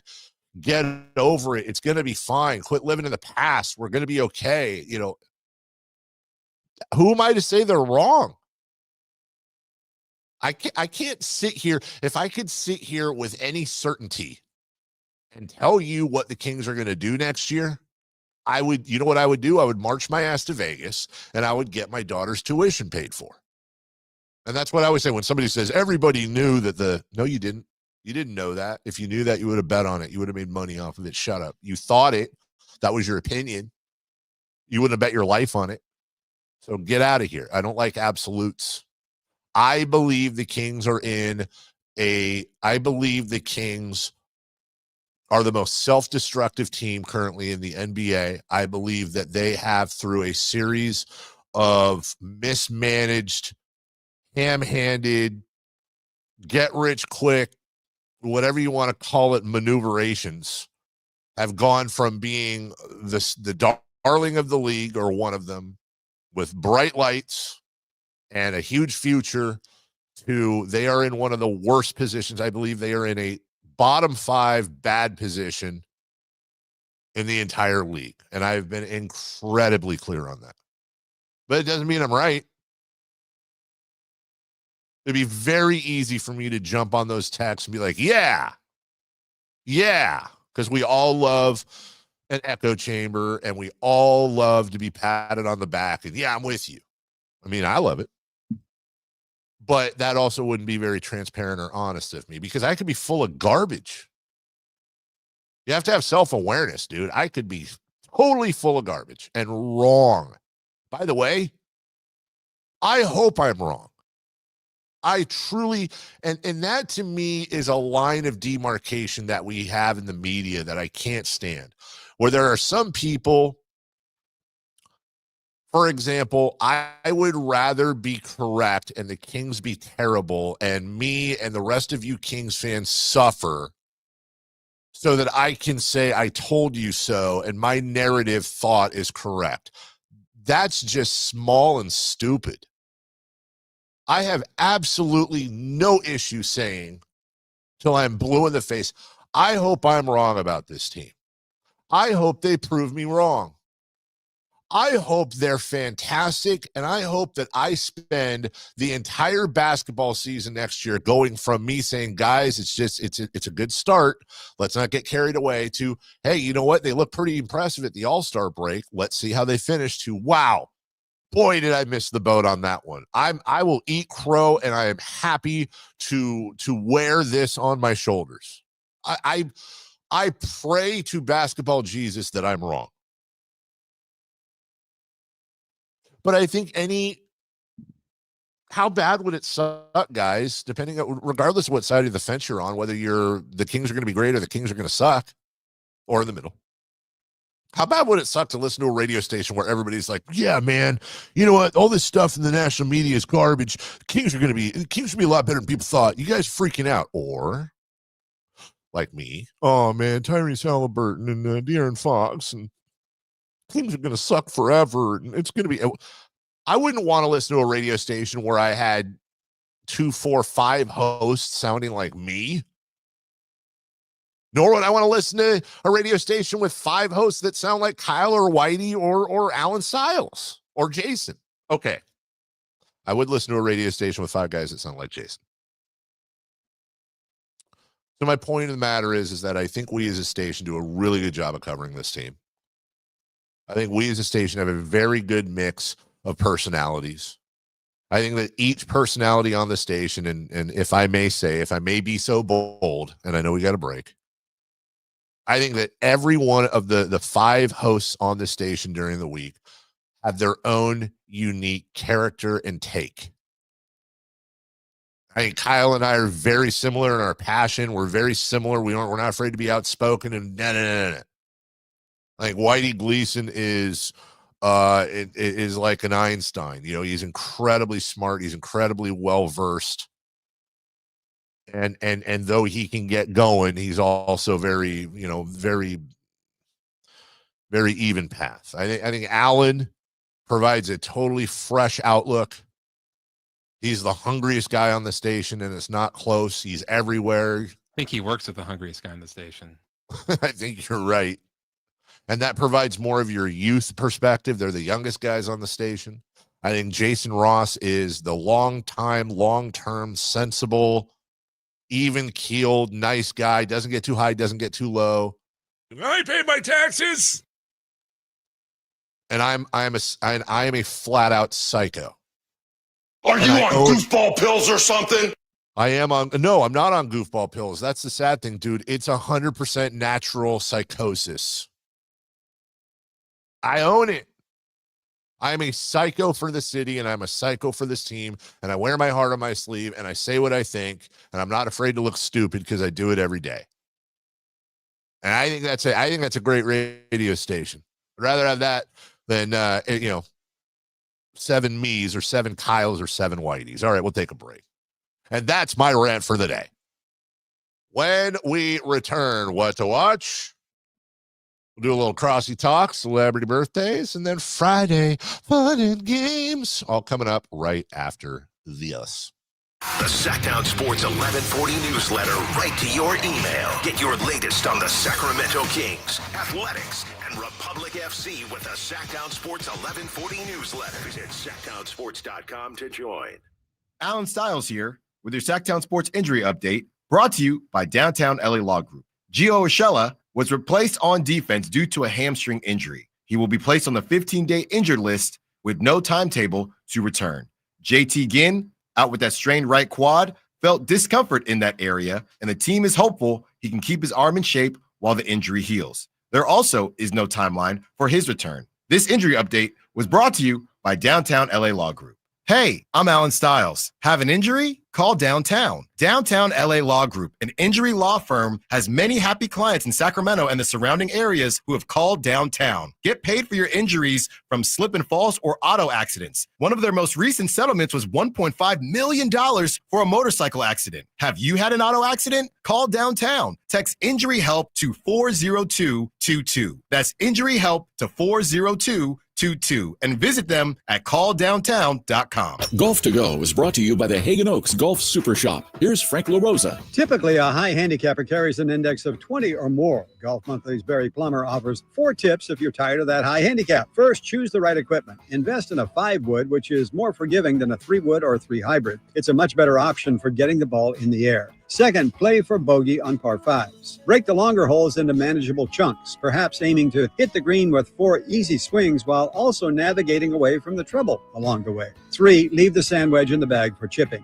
Up and down percentages are almost twice as good when chipping a 9-iron over a sand wedge, and 3.5 times better with the putter. And finally, stop leaving your putts short. A 20 handicapper leaves 55% of their missed putts short of the hole. Give yourself a chance with every attempt and don't leave another putt short. Try these simple tips and let's see whether your handicap starts to come down. And have some fun out there. That'll help too. That's your Golf to Go. I'm Frank LaRosa.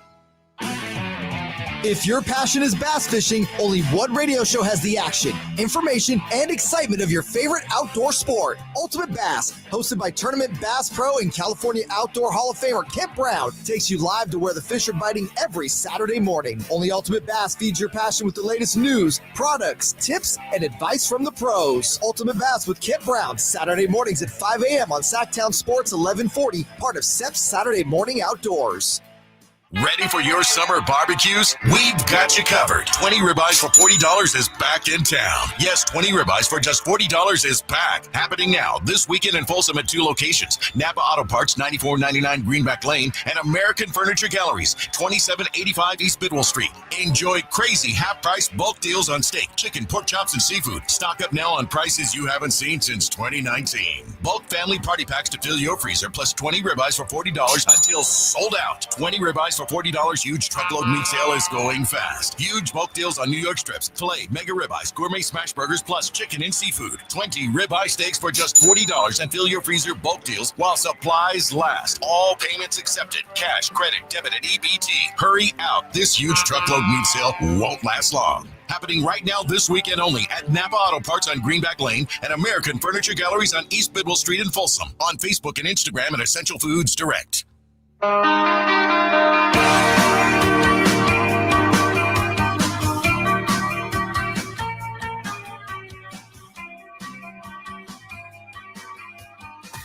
Carmichael Dave. He has very good sources, and he just kind of tells it as it is and gets to the point. Jason Ross. He has a lot of pretty smart things to say. He's good at what he does. On Sacktown Sports.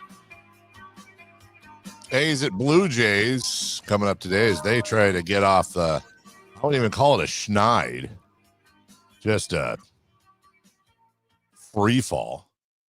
At this point, they're trying to get on the schneid. Thank you. Yeah, schneid would be better. Giants in Florida, they're not playing a ton better to open up a series with the Marlins over the weekend. And as Chris mentioned earlier, the marquee event of the weekend, Yankees in LA taking on the Dodgers. Chris, do you think when the Yankees visit the Dodgers, some of their players go out to dinner together, talk about old times in New York? What's that? You know, because the Dodgers used to play in Brooklyn. What does that have to do with anything? They played in Brooklyn. Maybe they go out. Maybe they have you know, I don't know, talk about old times or something. It was 70 years ago. What are they going to talk about? I have this stat I've been holding on to. Do you remember the hockey player Jaromir Jagr? Yes. Okay. It is a list of former teammates of Jaromir Jagr that have gone on to make the Stanley Cup Finals. The first one was in 1980. So it's somebody who obviously played before Jaromir played, but eventually played with him, thus making him a teammate. This year, Alexander Barkov will be playing in the Stanley Cup Finals, which means for 45 straight years, somebody who either has played, is playing with, or did play with Jaromir Jagr has been in the Stanley Cup Finals. I say this a lot, that where I'll see something like this and be like, that is the most bananas thing I've ever seen. That is 100% in the bananas category. 45 straight years. At least one player in the Stanley Cup Finals was a teammate of Jaromir Jagr's. Alan Styles will be joining us, I think, shortly Hopefully. for celebrity birthdays. Yeah, gosh, hopefully. Take your time, Alan. The Oklahoma City Thunder are the first team to reach the NBA Finals without a player that has either 10 or more seasons of experience since, want to take a guess? Since, without 10 years or experience. 10 years or more. The 48 Lakers. Close. The 2002 New Jersey Nets. Oh. Mm-hmm. And then finally, as we wait to get, that wasn't a stat. Yeah, me too. John Mellencamp, formerly John Cougar Mellencamp, famous for, well, you know the songs he sang, Free Bird, House of the Rising Sun, Borderline, Material Girl, king of the 80s, born in the USA. Wait, did he do like a different version of House of the Rising Sun? Did he do like a cover? Okay. Yeah, he did. Yeah, he did a cover. I think he also did Take On Me. Anyways, you know, in the 80s. Invisible Touch. Boys of Summer. Okay. He put out a statement because remember the whole Pat McAfee got on the mic in Indiana for Game 4, pointed out all the New York celebrities and said, let's send these sons of bitches back to New York, something like that. And then he said the S word. John Mellencamp says the following: the Knicks Pacers games have been very entertaining for anyone who likes basketball or sports. I attended Game 4 in Indianapolis. Who's your hospitality? In quotes. I was embarrassed when somebody, under whose direction I don't know, called out some of the people who had made the trip from New York to support their team and in turn support our team. The audience booed these people. I'd say that was not Hoosier hospitality. One could only say it's poor sportsmanship. I was not proud to be a Hoosier, and I've lived here my entire life. On behalf of most Hoosiers, I would like to apologize for our poor behavior. I'm sure the Pacers had nothing to do with this smackdown. John Mellencamp. What's hilarious about that is I can tell you exactly where the line of demarcation on that is. It's about 35 or 40 years old. Anybody under 40 pretty much is going to be like, shut up, John, you old bag. It's sports. Oh my gosh, you're just lame. I think pretty much anyone, I wouldn't say anyone over 40. I would say a majority of people over 40, and it would just go up as you go, would be like, you know what? He's right. What happened to that? What happened to class? What happened to sportsmanship? What happened to, hey, they flew all the way out here from New York. We hope we beat you. We want to beat you. But, you know, we're not going to call you names. We're not going to swear in front of kids. We're going to have a good time. We're going to play hard. And then we go home, we'll shake hands. Maybe we can go have a beer at the local, Pep Mart. Because that's the Hoosier way. Because that's the Hoosier way. That's what we do. We rise above. We rise above. And we're classy. Get out of here. You know what? I can see both sides. I can. And I'm not just trying to be, fence sitter guy. I can't. Part of me is like, shut up, Cougs. Shut up, John Cougar. It's sports, Coug. Then the other part of me is like, you know what? Whatever happened to sportsmanship and being classy? Who cares? Relax. Alan Styles wearing his. Alan, you missed Kevin Nagel by about an hour and a half. He'd love to see you in that Republic shirt. How are you, buddy? Good. I knew he was coming on, so that's why I put it on. Mm-hmm. How are you, dude? Good? Everything good? Good. It's just very weird with you and Jason being gone. I feel like there's every time I walk into the studio, it's like a surprise. You know what I mean? I just feel like it's been too dead for too long. The screen is on like a different setting. I don't like this type of stuff. You know, that all changes Monday. Oh, so I guess Alan knows how it is for you guys to get started every single morning. Yeah. Thank cool. you. Thank you. Cool. Let's swap then. Nope. Celebrity Birthdays brought to you by Crumble Cookies. Nothing as family and friends more than Crumble Cookies. Hey, how do I turn this monitor back on so I can see the calls? I couldn't tell you, but why don't you have a nice Crumble cookie to eat while you're trying? Christopher Laud, back to you. Happy birthday today to Jake the Snake Roberts. Okay, the dude, inventor of the DDT. I'm so sorry. I learned literally 5 seconds ago that he was still with us. Oh, if you've seen him the last 20 years, it's definitely a surprise. I thought he died good. I'm glad. The world's better with Jake the Snake Roberts in it. Probably. He's got his life together. He got on the DDP yoga. He's looking like he's having a fantastic life now. All right, let's see. I'm going to go Jake the Snake is 76. 78. Wow. Dave is closer. He is only 70 years old, guys. 70. Yeah, he doesn't look a day over 76. Yeah, he does. He looks good. Happy birthday today to CeeLo Green. Huh. I say I'm crazy. That's Gnarls Barkley. He's in that. Yeah. CeeLo Green. Zont Hall of Famer, Alan? Hall of Famer, I don't know about Hall of Famer, but he is a good rep for the Zonts out there. But Hall of Famer, come on. Okay. All right. Hall of Alan, Famer is like Kevin Hart. You know what I mean? Tom Cruise. All right. Okay. Usher. Okay. Usher short? It's a 5'8". Really? Okay. Oh, I know. What'd you say, Dave?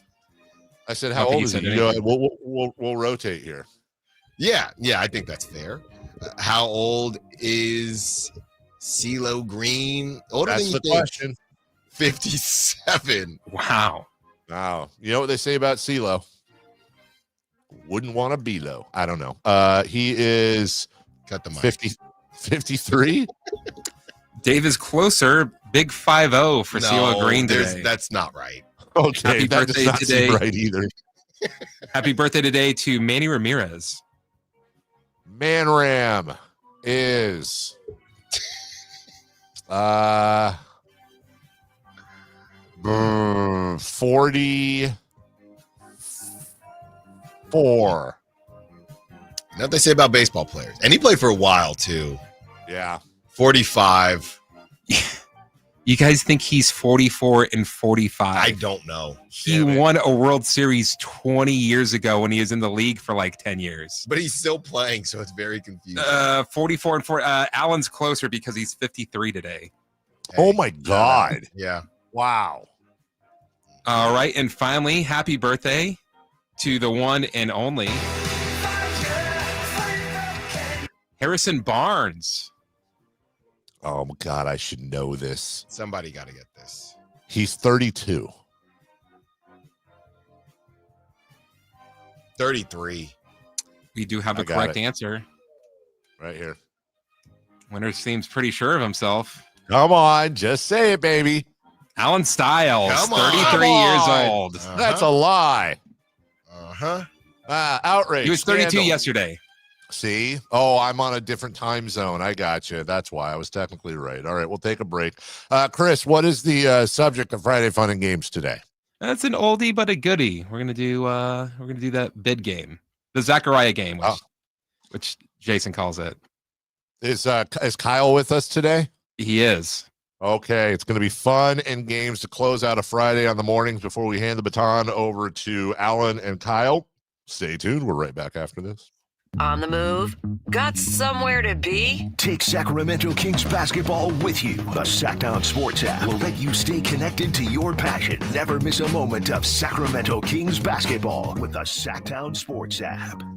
This message comes from Viking, committed to exploring the world in comfort. Journey through the heart of Europe on an elegant Viking longship with thoughtful service, destination-focused dining, and cultural enrichment on board and on shore. With small ships that bring travelers closer to the destination, there's more time to explore. And every Viking voyage is all-inclusive, with no children and no casinos. Discover more at Viking.com. Go from daydreamer to industry leader with Amazon Business. From office supplies to IT essentials, Amazon Business provides tools that help you save costs and make insight-based decisions. Learn how to bring your visions to life at AmazonBusiness.com. Get a $15 prepaid MasterCard after rebate when you buy 5 quarts of Mobil 1 full synthetic motor oil at O'Reilly Auto Parts. O'Reilly Auto Parts. They tell you to be afraid, to be scared, and they try to frighten you into calling. I'm not here to do that. Tax Relief Advocates is different. TRA is here to tell you that if you owe money to the IRS, whether it's $5,000, $50,000, or $500,000, we have a solution. It doesn't matter if you're sitting in your car, at work, or with your kids. No matter where you are, call now. 800-575-9861. Don't lose hope. TRA can eliminate or reduce what you owe to the IRS. Generous programs are now available that can give you a fresh start. Our passion is taxes and helping individuals fix their IRS problems. We have over 1,000 5-star reviews on Google and an A+ with the Better Business Bureau. You don't need to be afraid of the IRS any longer. End your tax nightmare today by visiting us online at TRA.com or call 800-575-9861. That's 800-575-9861. Tax Relief Advocates. Real solutions for real people. Memorial Day savings explode at Matus Elk Grove Chevy. Save $12,500 off MSRP after rebates. Every new 2025 Silverado Turbo Max in stock. And Matus Chevy has similar savings on every new Silverado. One of the largest selections of new Silverado in the Sacramento area. $12,500 off new Silverado. Exclusively at the Matus Chevy Silverado Supercenter. Now that's big, huge. See them all at MatusChevy.com. Together, let's drive. Special financing, lease, and some other offers. Hey, it's Carmichael Dave here for American Energy, and oh my goodness, I'm born and raised here. I know it gets hot, but my goodness, we're already seeing 100-degree days. Listen to me. You do not want your system to conk out in the middle of June or July or August with one of those big 100-degree stretches. You want to make sure you're good all summer long. And my friends at American Energy Heating and Air can do that with a $24.50 tune-up right now. That's half price. And if you need a new system, $3,500 off, up to $3,500 off in rebates for qualified systems. They've been around since 1981, serving the greater Sacramento area. A+ with the Better Business Bureau. Call them right now, 916-520-9990. That's 916-520-9990. Jingle Singers, take it away. Call 916-520-9990 now. Summer's almost here, and so are popsicles, pool days, and a lot of smiling. Make sure your kiddo's smile is ready with a visit to Kids Care Dental and Orthodontics. Our expert team makes dental visits easy and fun with sensory-friendly hours for kids who need a calmer environment. We can also accommodate same-day treatments, and to save you time, if your child needs multiple treatments, we can often do them all at once. Appointments fill up fast, so don't wait. Beat the summer rush and schedule online at kidscaredental.com. That's kidscaredental.com, where healthy, happy smiles begin. It's the River Cats Report. What's going on with the Giants AAA squad? The River Cats Report.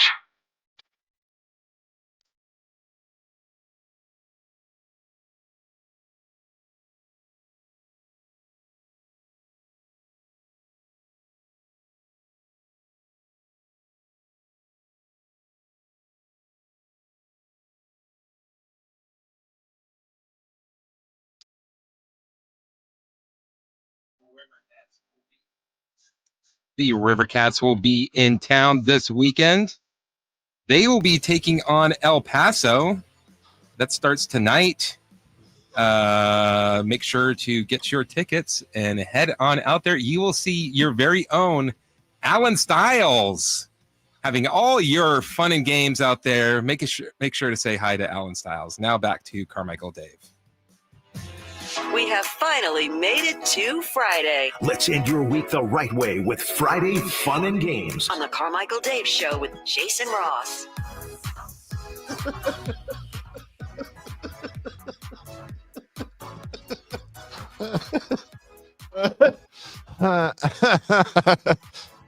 Welcome back. I was laughing at a funny joke. What was the joke?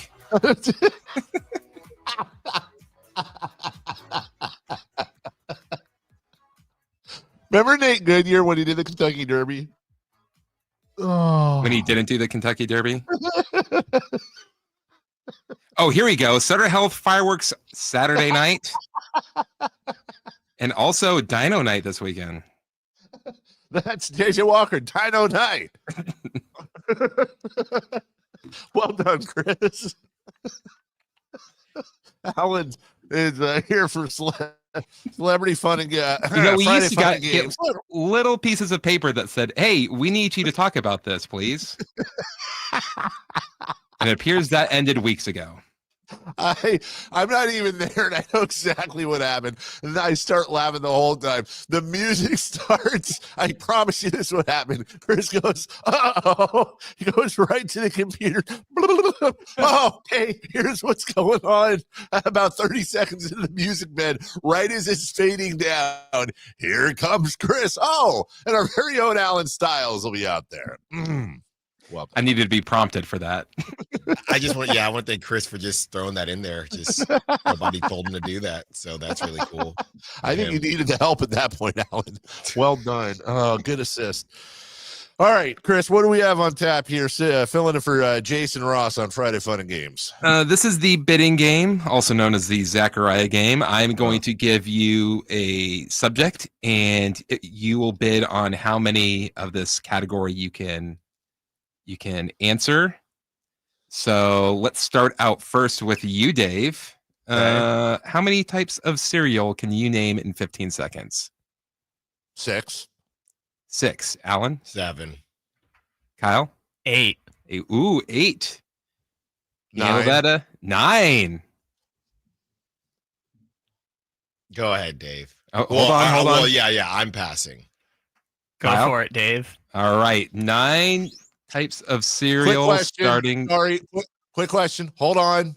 Are we allowed to do cereal derivatives? Different flavors of cereal? Oh, no.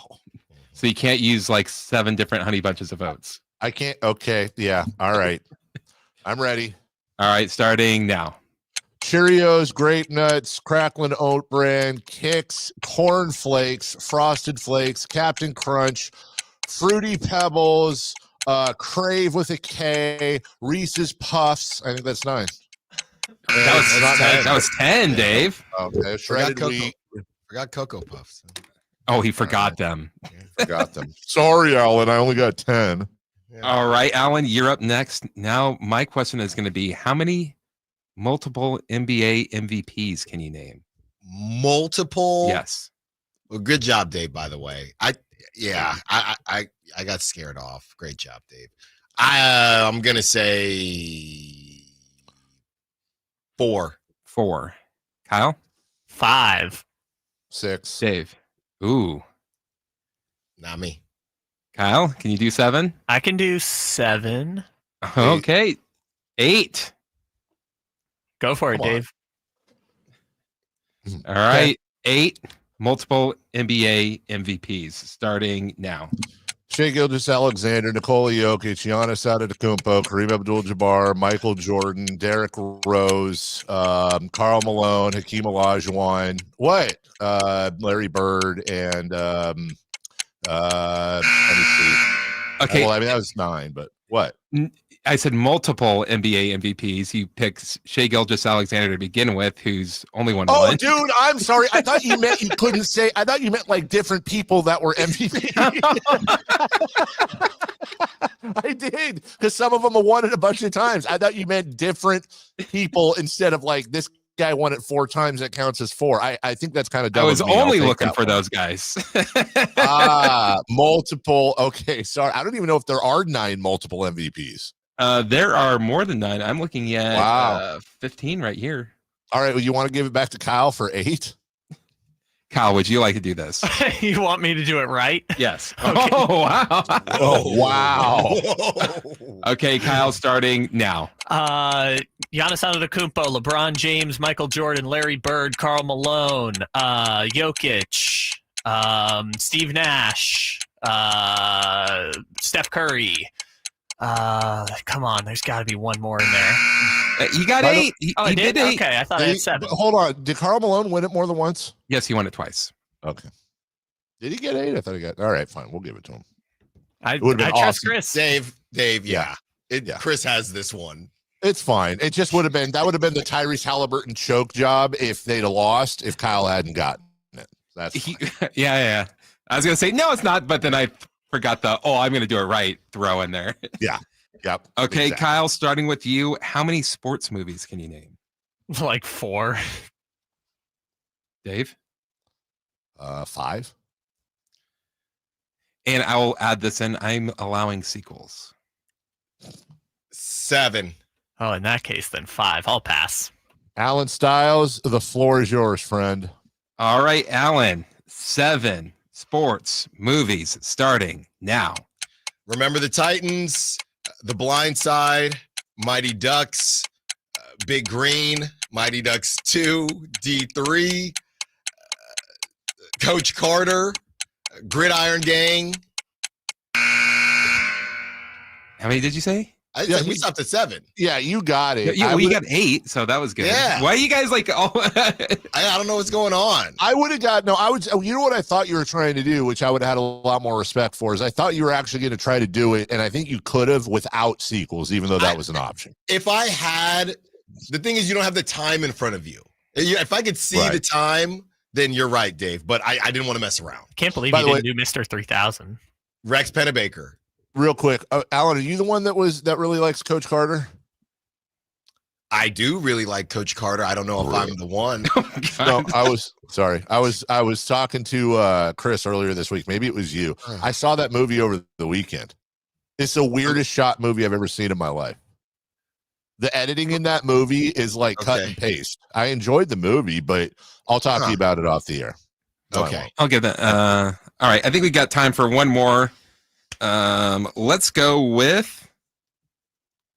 Let's just go with hockey teams. How many hockey teams can you guys name? Dave? Go ahead. I can name 5. 7. I could do 8. 9. Not even waiting for. I can't. No, that's fine. I'll say 9 because I feel like it's going to need to be double digits to take this. Alan? 10. 11. Wow. Are you done, Dave? You're not going to take that, are you, Alan? Come on. I'm going to pass because I think it needs to be. Who is the real host of the middays? Why would you say that? That's what it's coming down to. Is Alan just being propped up? Are you just being propped up by Kyle, or are you the real deal? This guy, not even in the country, and just starting. What are you talking about? I'm on the East Coast, ding dong. I'm just saying, in general. No. So I can talk all the garbage Chris, I want. I asked you if he was in London. No, he posted with the beans. What are you talking about? Dave, Alan, you posted with the beans. You know what? You're very confused. Sorry, we're not going to be able to get to this. Dave, did you post with the beans or not?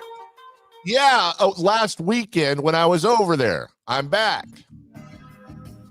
Oh, those were East Coast beans. Yes. Carolina Hurricanes. Anaheim Ducks. Carolina Hurricanes, Anaheim Ducks, San Jose Sharks, Los Angeles Kings, Columbus Blue Jackets, Edmonton Oilers. I could have done more than that. Calgary Flame, Philadelphia Flyers, Chicago Blackhawks, Dallas Stars. That's it, baby. It's 11. When did it Tampa become the Bay Calgary? Lightning. So you get nothing. You lose. Good day, sir. Mm-hmm. When did it become the Calgary Flame? All right. Appreciate all of you this week. We're full strength and back Monday. I'll be flying back from New York tomorrow. Alan, the floor is yours. What's coming up on the show today, big guy? Trade target. You never know what you might hear when listening to a Sacramento Kings game. Keegan going for another